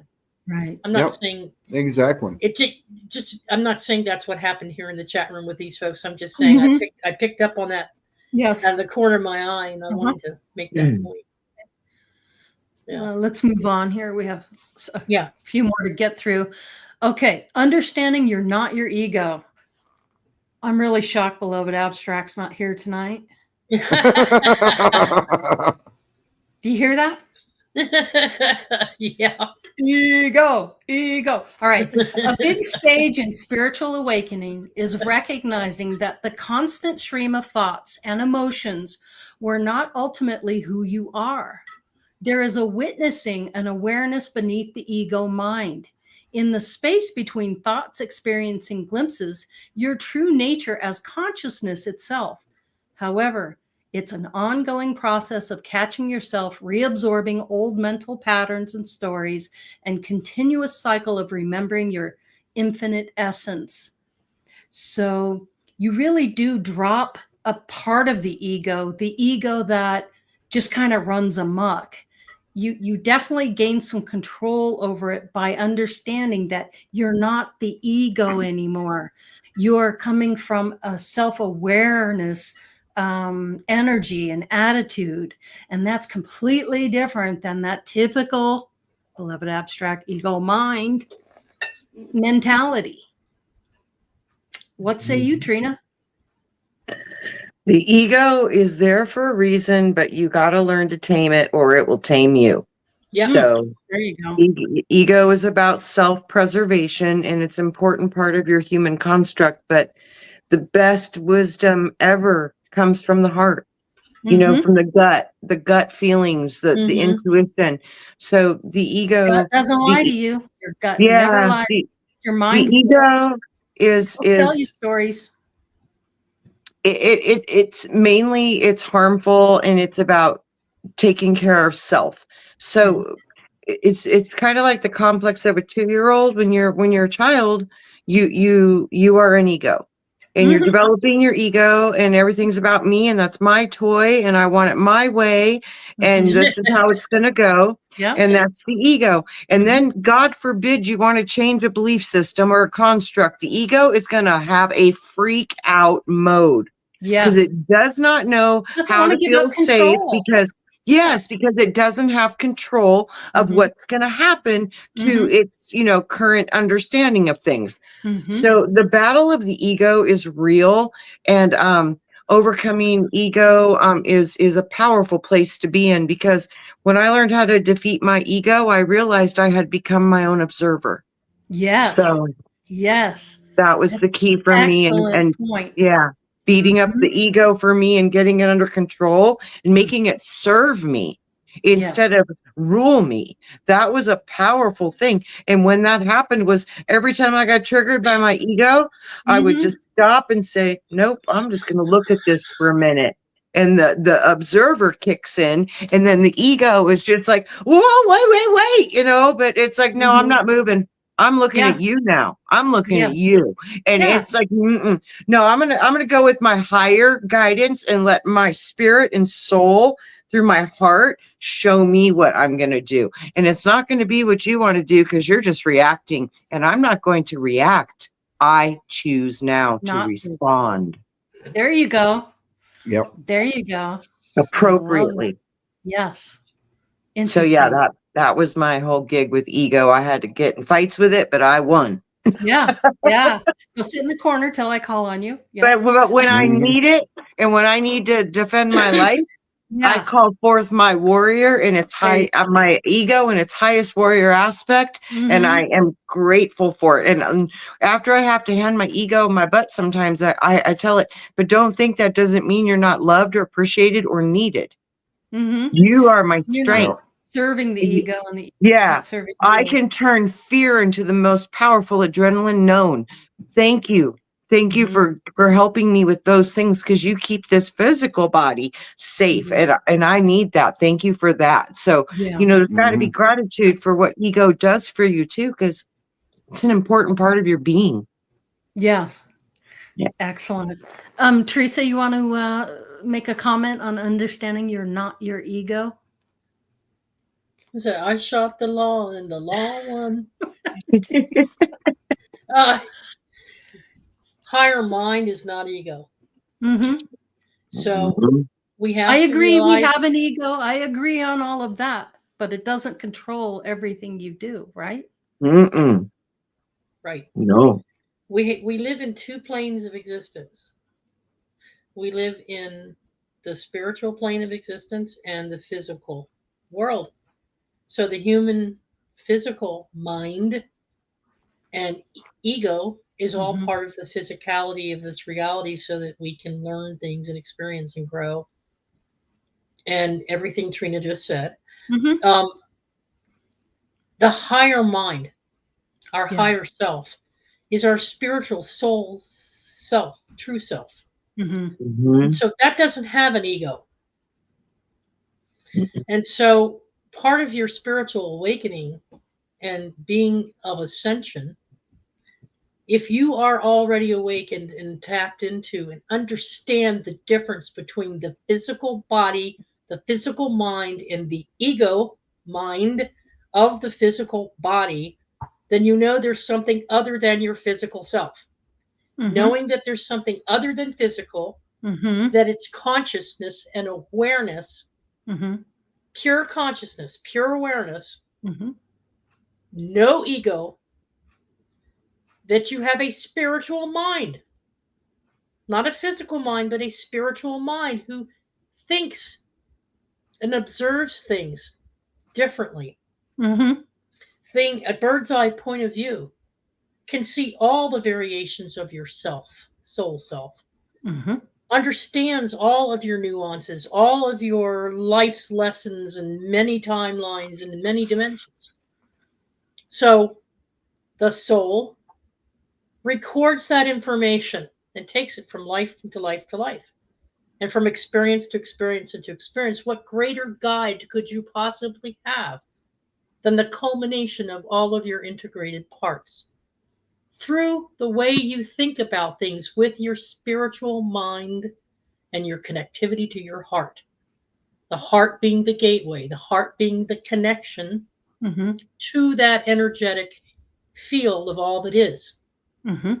So through your heart connection and love and intentions, you can stay in a frequency and a vibration at a level where you're operating from that higher mind perspective on everything. Agreed. The Agreed. ego still plays its role in your lessons being learned because Absolutely. you're still pacing your reaction to things, and but Mhm. you're not living in it. I can't tell you how free You're not that consumed is. by it.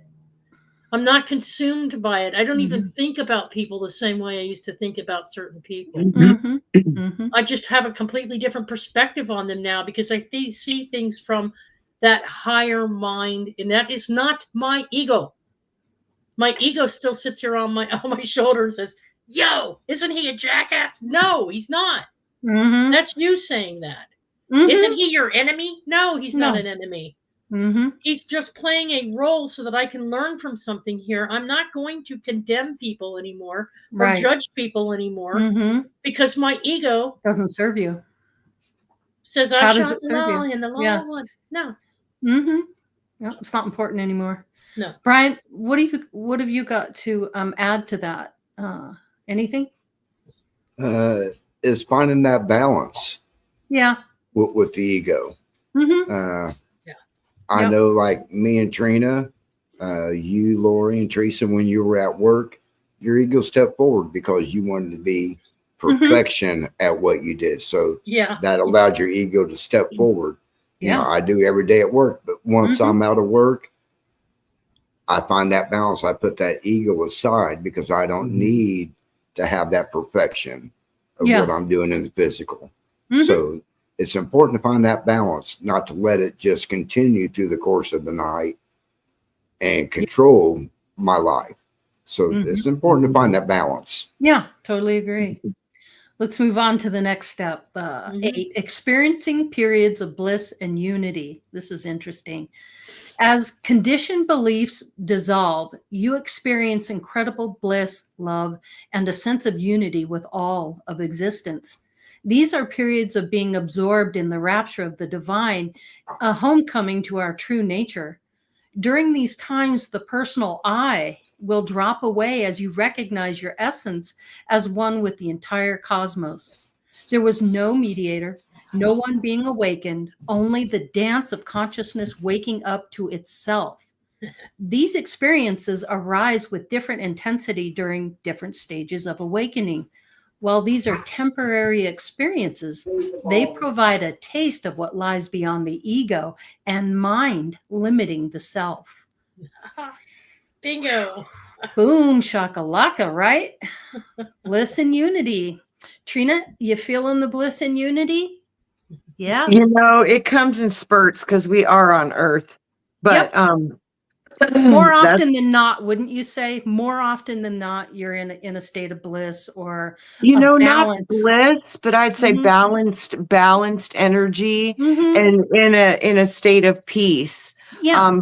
Bliss is a Makes it sound powerful real. Yeah. it's a powerful energy, and no one can stay in bliss for too long. It would crash your Exactly. adrenals and wreck your body. Yep. So those really high levels of emotion, we're only supposed Mhm. to be in those for a little I while accept that. and come Mhm. back down into balance. Yep. So I'm in balance most of the time, Mhm. but bliss, the first time I ever experienced bliss was when I was at church camp and I got taken over by the Holy Spirit and had a full-blown Kundalini experience in front of like 250 people.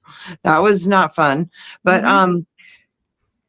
bliss is a beautiful, beautiful, beautiful energy. And Mhm. I love it. I think the more balanced that you become, the more you have the accessibility to true states of bliss. But that only truly comes from a higher state of mind or a Mhm. very wonderful human experience that is bringing you into those frequencies. But yeah, bliss is, I think, an organic state of being when we're not in a human vessel.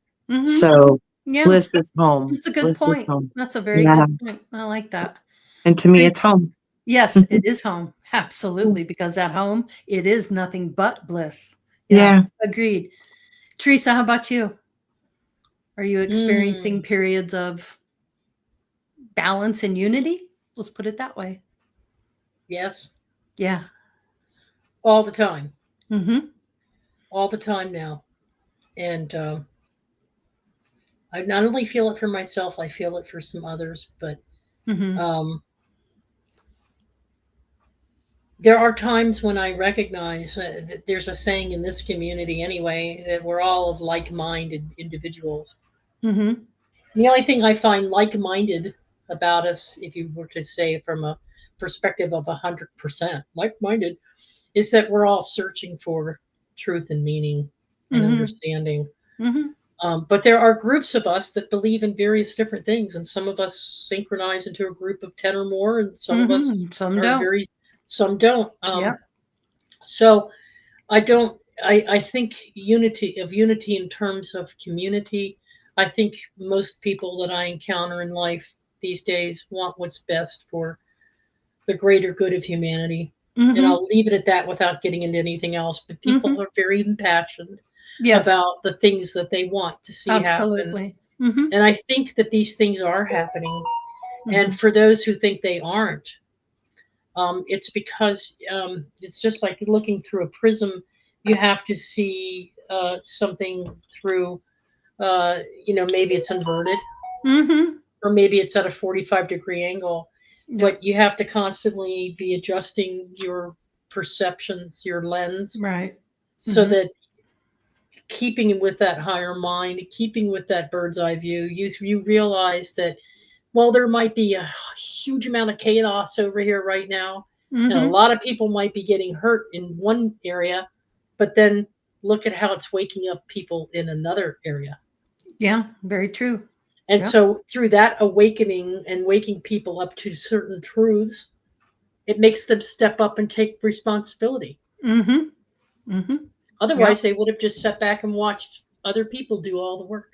Yeah. So sometimes, even if we don't like the way things are being handled in and around us, instead of hating it or begrudging it or you know, controlling your emotions and reactions to it, to be able to see it from different angles and different perspectives, can help keep you balanced in your view. So you can experience all kinds of joy for the good things that are coming of it, and having that trust, having that faith, belief, hope, and trust that people are better than they think they are, and that when the chips fall, they usually pull together. And I think humanity has always done that, which is why we're still around. That's why humanity is still here. Yeah. We've been through this before.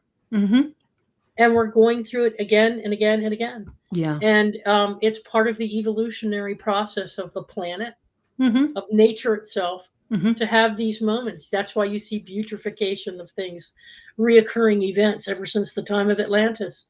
And once you can look at it from that perspective, you can remove the emotional response to it, and the anger and the hostility and the charge. Anybody who doesn't believe the same way you do or think the same way you do.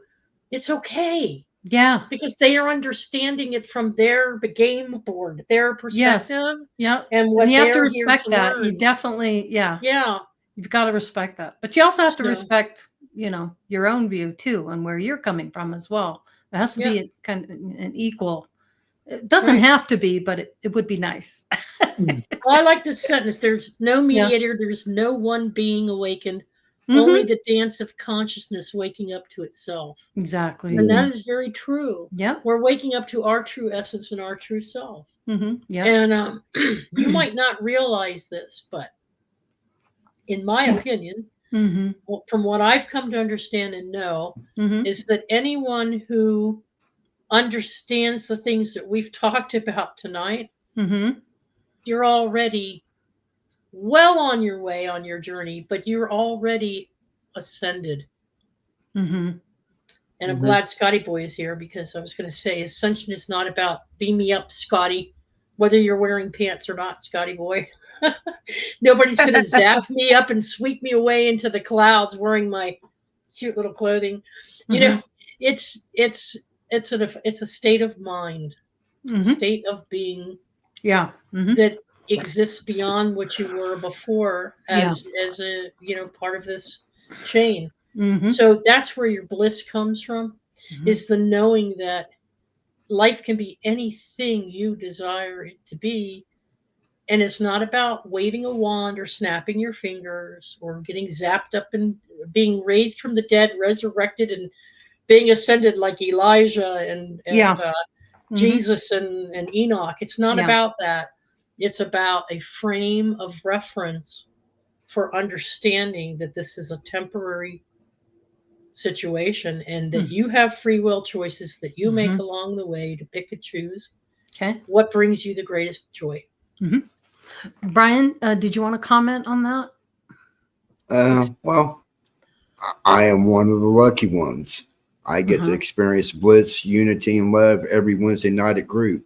I wish all of you could actually just come and experience one night at group, and you would actually feel the love in that room. It's truly amazing. It is. No doubt. I spent one afternoon in that store and felt it. And I felt it at the lunch table with Jim and Heather. That's and awesome. the sense of family, of everybody belonging together, people that walked up to me and introduced themselves to me. I mean, you get that in certain church groups too. Yeah. So being a part Yeah. of a group where you can physically interact, not just virtually, Powerful. where it's very powerful, My and God. Yes. it's family. It's Yeah. definitely family. I wish Well, I had still, all my relations here. Yeah. Yeah, it'd be yeah. great. Me too. Even in this chat room, you can feel the love from everybody that's in this Yeah. chat room. Absolutely. Yeah. Yeah, absolutely.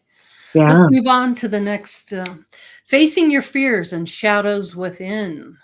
As your journey of a spiritual awakening progress, you realize you cannot bypass the human experience. In fact, you will go straight through the eye of the storm and face your deepest fears, wounds, shadows head on. You must dive within the subconscious mind that has been running those patterns, sabotaging relationships, and creating suffering. Confronting the darkness within yourself while deeply uncomfortable is a powerful part of integrating as aspects of humanity and divinity.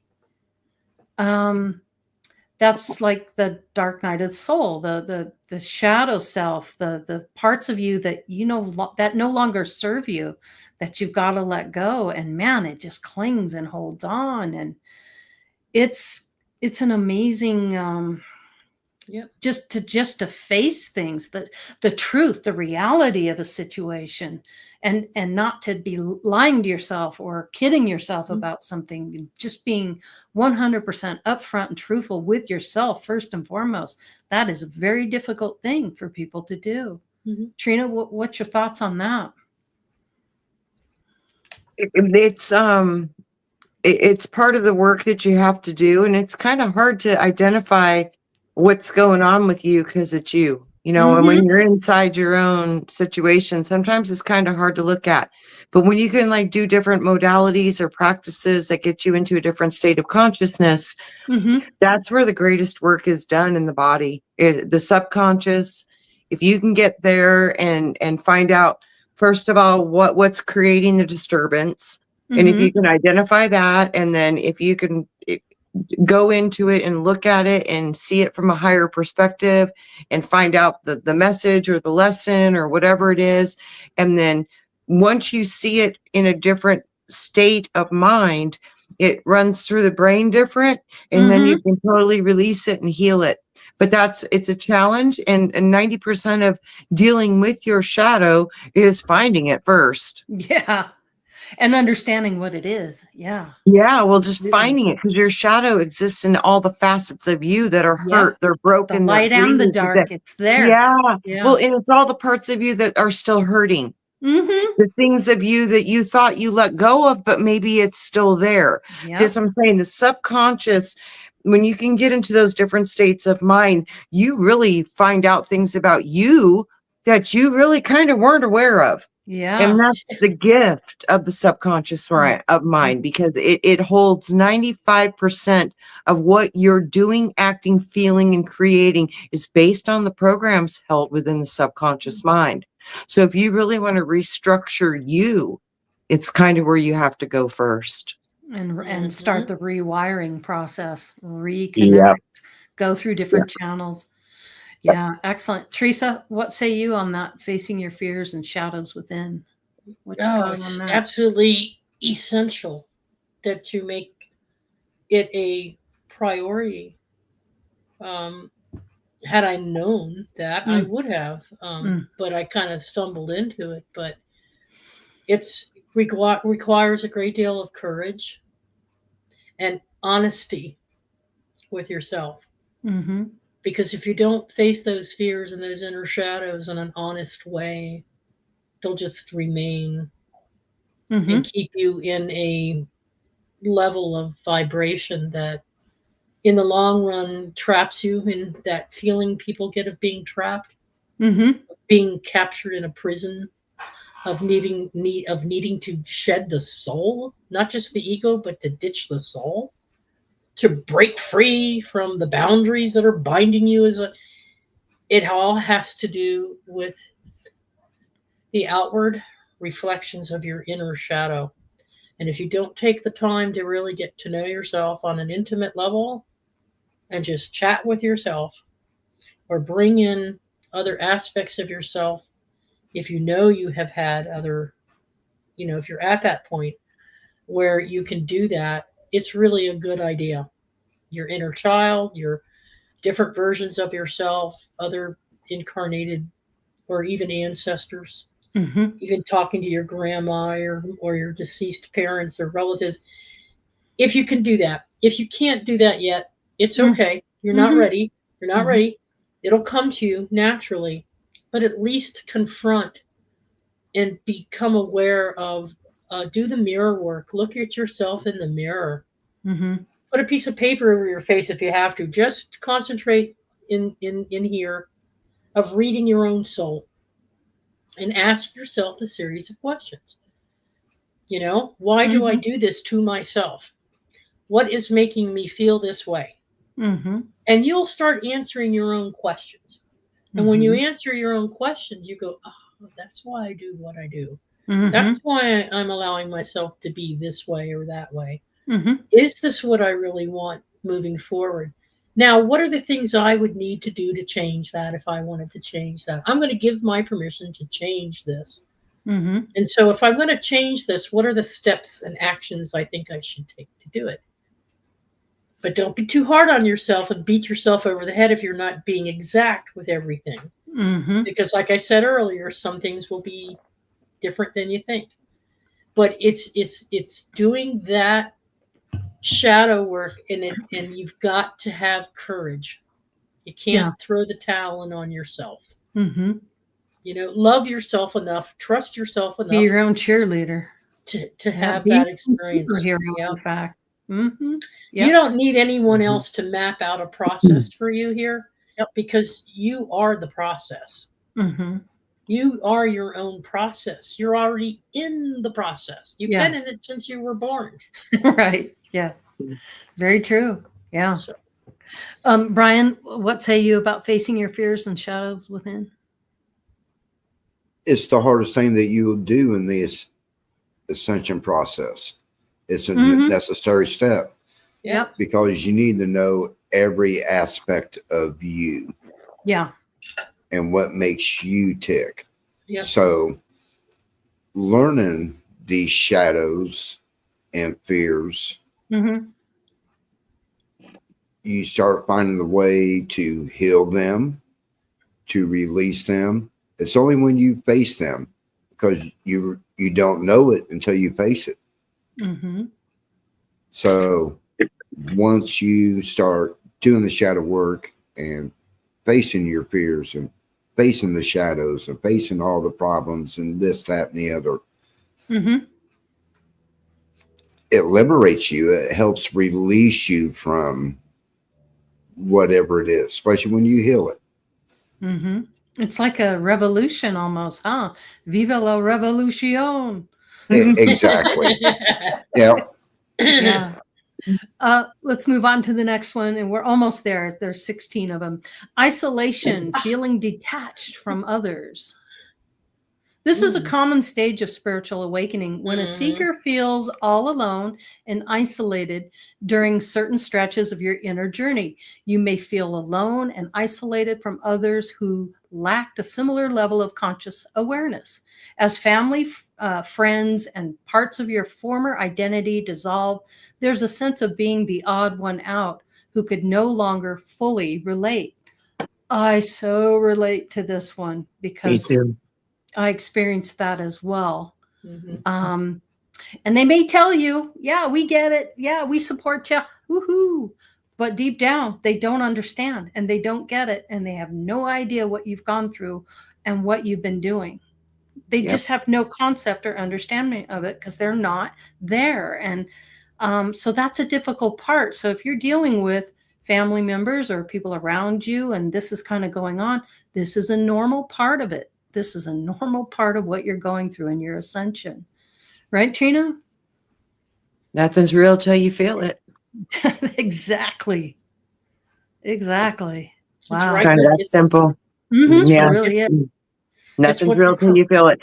And you do, when you break yourself apart and you put yourself back together, you walk through this weird area of like nothing feels the same, nothing, it's just weird. You're just like, you're so no, changed by it.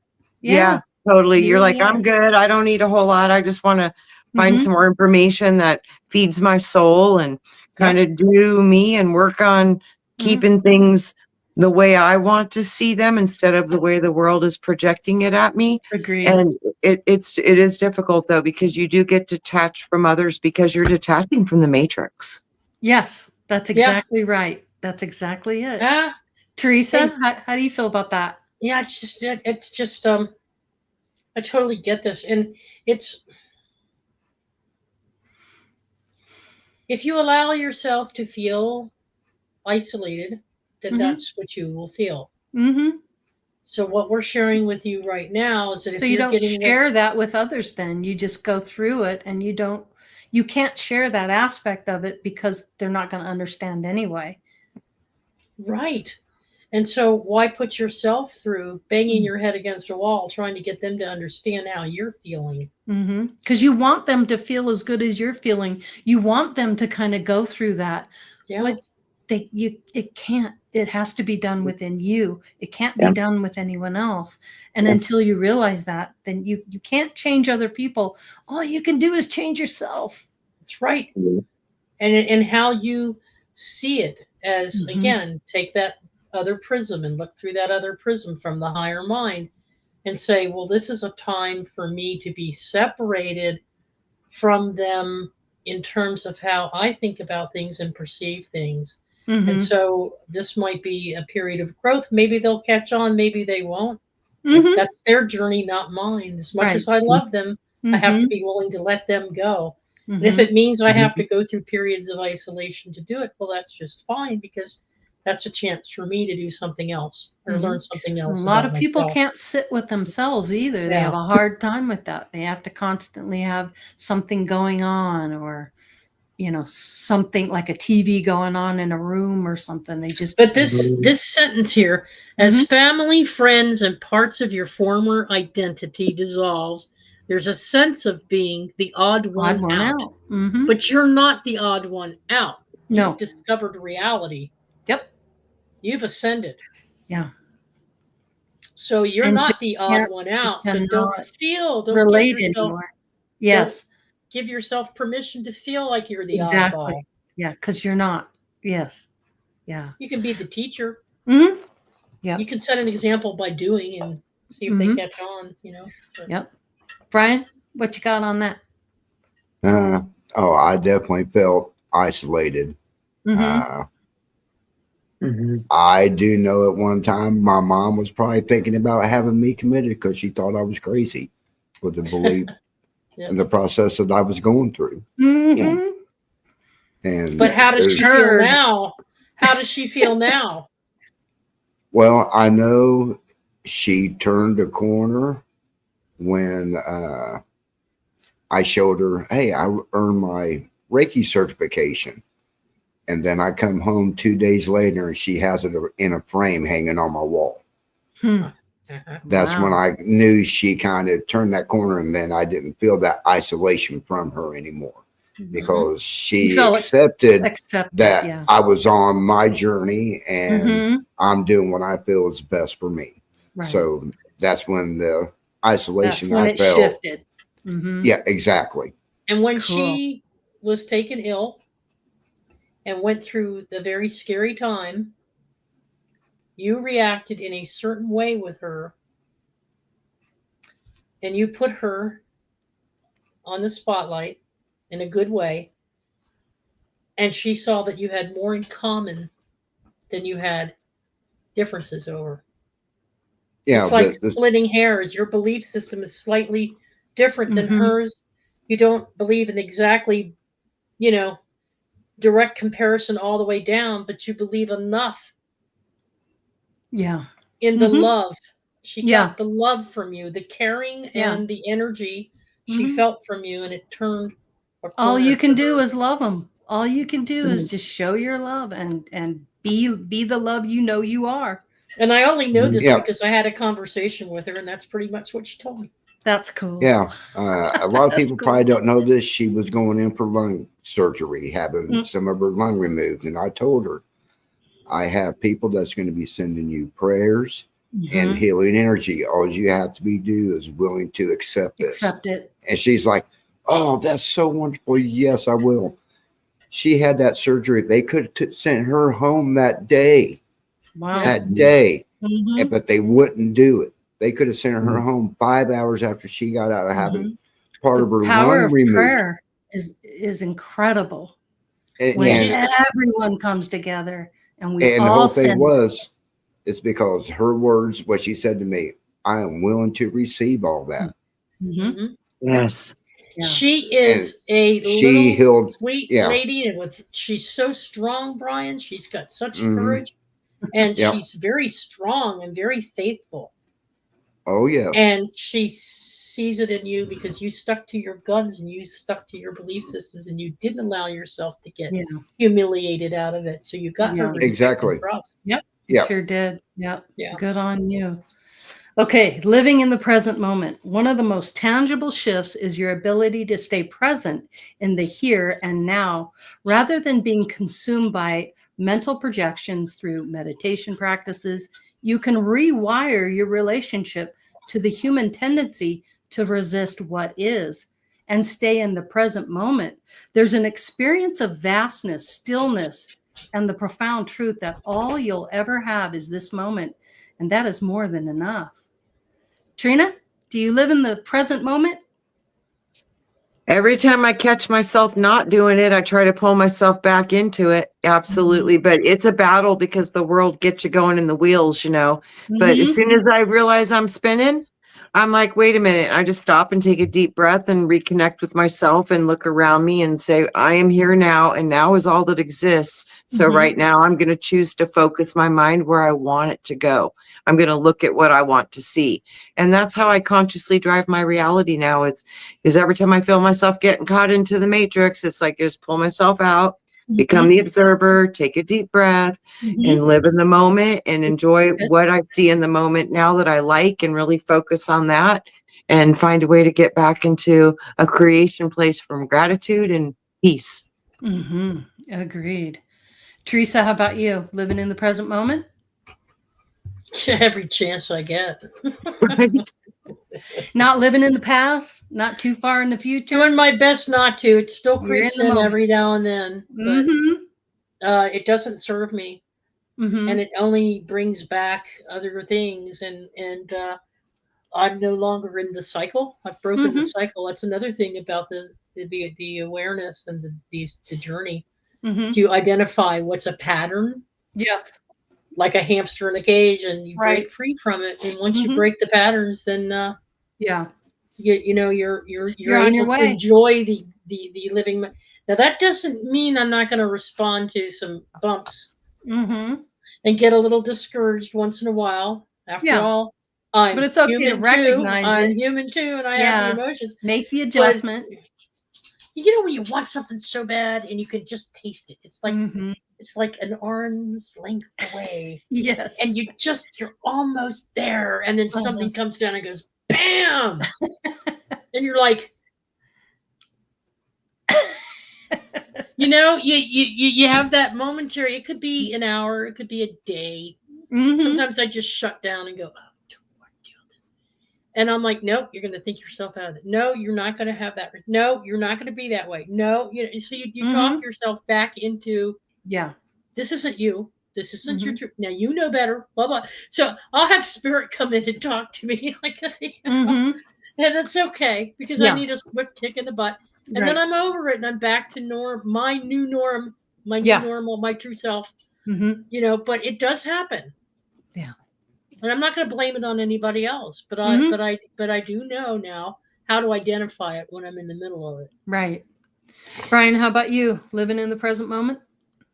Always living in the present moment. You don't want to live in the past because you're always looking back, and you don't want to look to the future because the future can always change. So you just want to be in the now and who you are right now.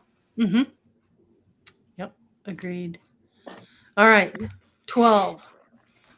The Dark Night.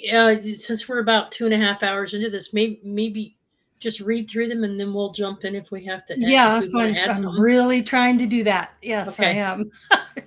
The dark nights of the soul. The journey of spiritual awakening is not always filled with light and bliss. There are periods of deep darkness known as the dark night of the soul. This is crucial to your spiritual evolution, as there are moments of insights and joy. These times of struggle and inner turmoil test your resolve and ultimately lead to greater transformation. During these times, you may feel lost, disconnected, and overwhelmed by a sense of emptiness.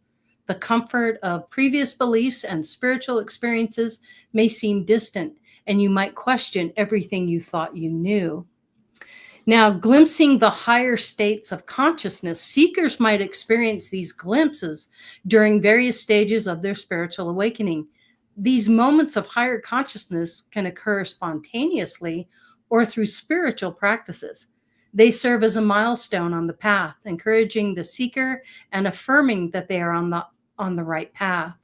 Throughout your journey, you may be fortunate to glimpse higher expansive states of consciousness that have profoundly reshaped your perception of reality. In these non-dual states, all sense of separation and identification with form dissolves into the radiant, expansive, unified consciousness. During these experiences, you may feel like the ocean observing itself as waves, or the pure spaciousness in which all arises and returns. It is a moment where the boundaries of the self melt away, revealing a deep interconnectedness with all that exists. Words fall short in capturing the essence of these states, but they unveil the truth of our infinite and divine nature. So, arising of pure consciousness, one of the most profound stages of spiritual awakening is the realization that fundamentally we are not the body, emotions, or an individual self. At our core, we are pure consciousness. Then you get to the final stage, integration. The final stage of spiritual awakening is integrating the experiences of oneness and universal consciousness into daily life. This is the art of bringing the sacred into the mundane, walking between the worlds of non-dual wisdom and doing laundry and paying bills. Integration is about embracing the ordinary with sacred eyes. Every moment becomes an opportunity to express the divine. Washing dishes is no longer just a chore, it becomes an act of love and presence. Paying bills transforms into recognizing a recognition of the flow of energy and resources. As you integrate your spiritual awakening, you begin to live in harmony with both your inner and outer worlds. The peace and the insight gained from your spiritual journey need not be confined to moments of meditation or solitude. Instead, they infuse every aspect of your life. Think of integration as walking between two worlds: the world of spirituality, where everything is seen as one, and the practical world, where you engage with daily responsibilities.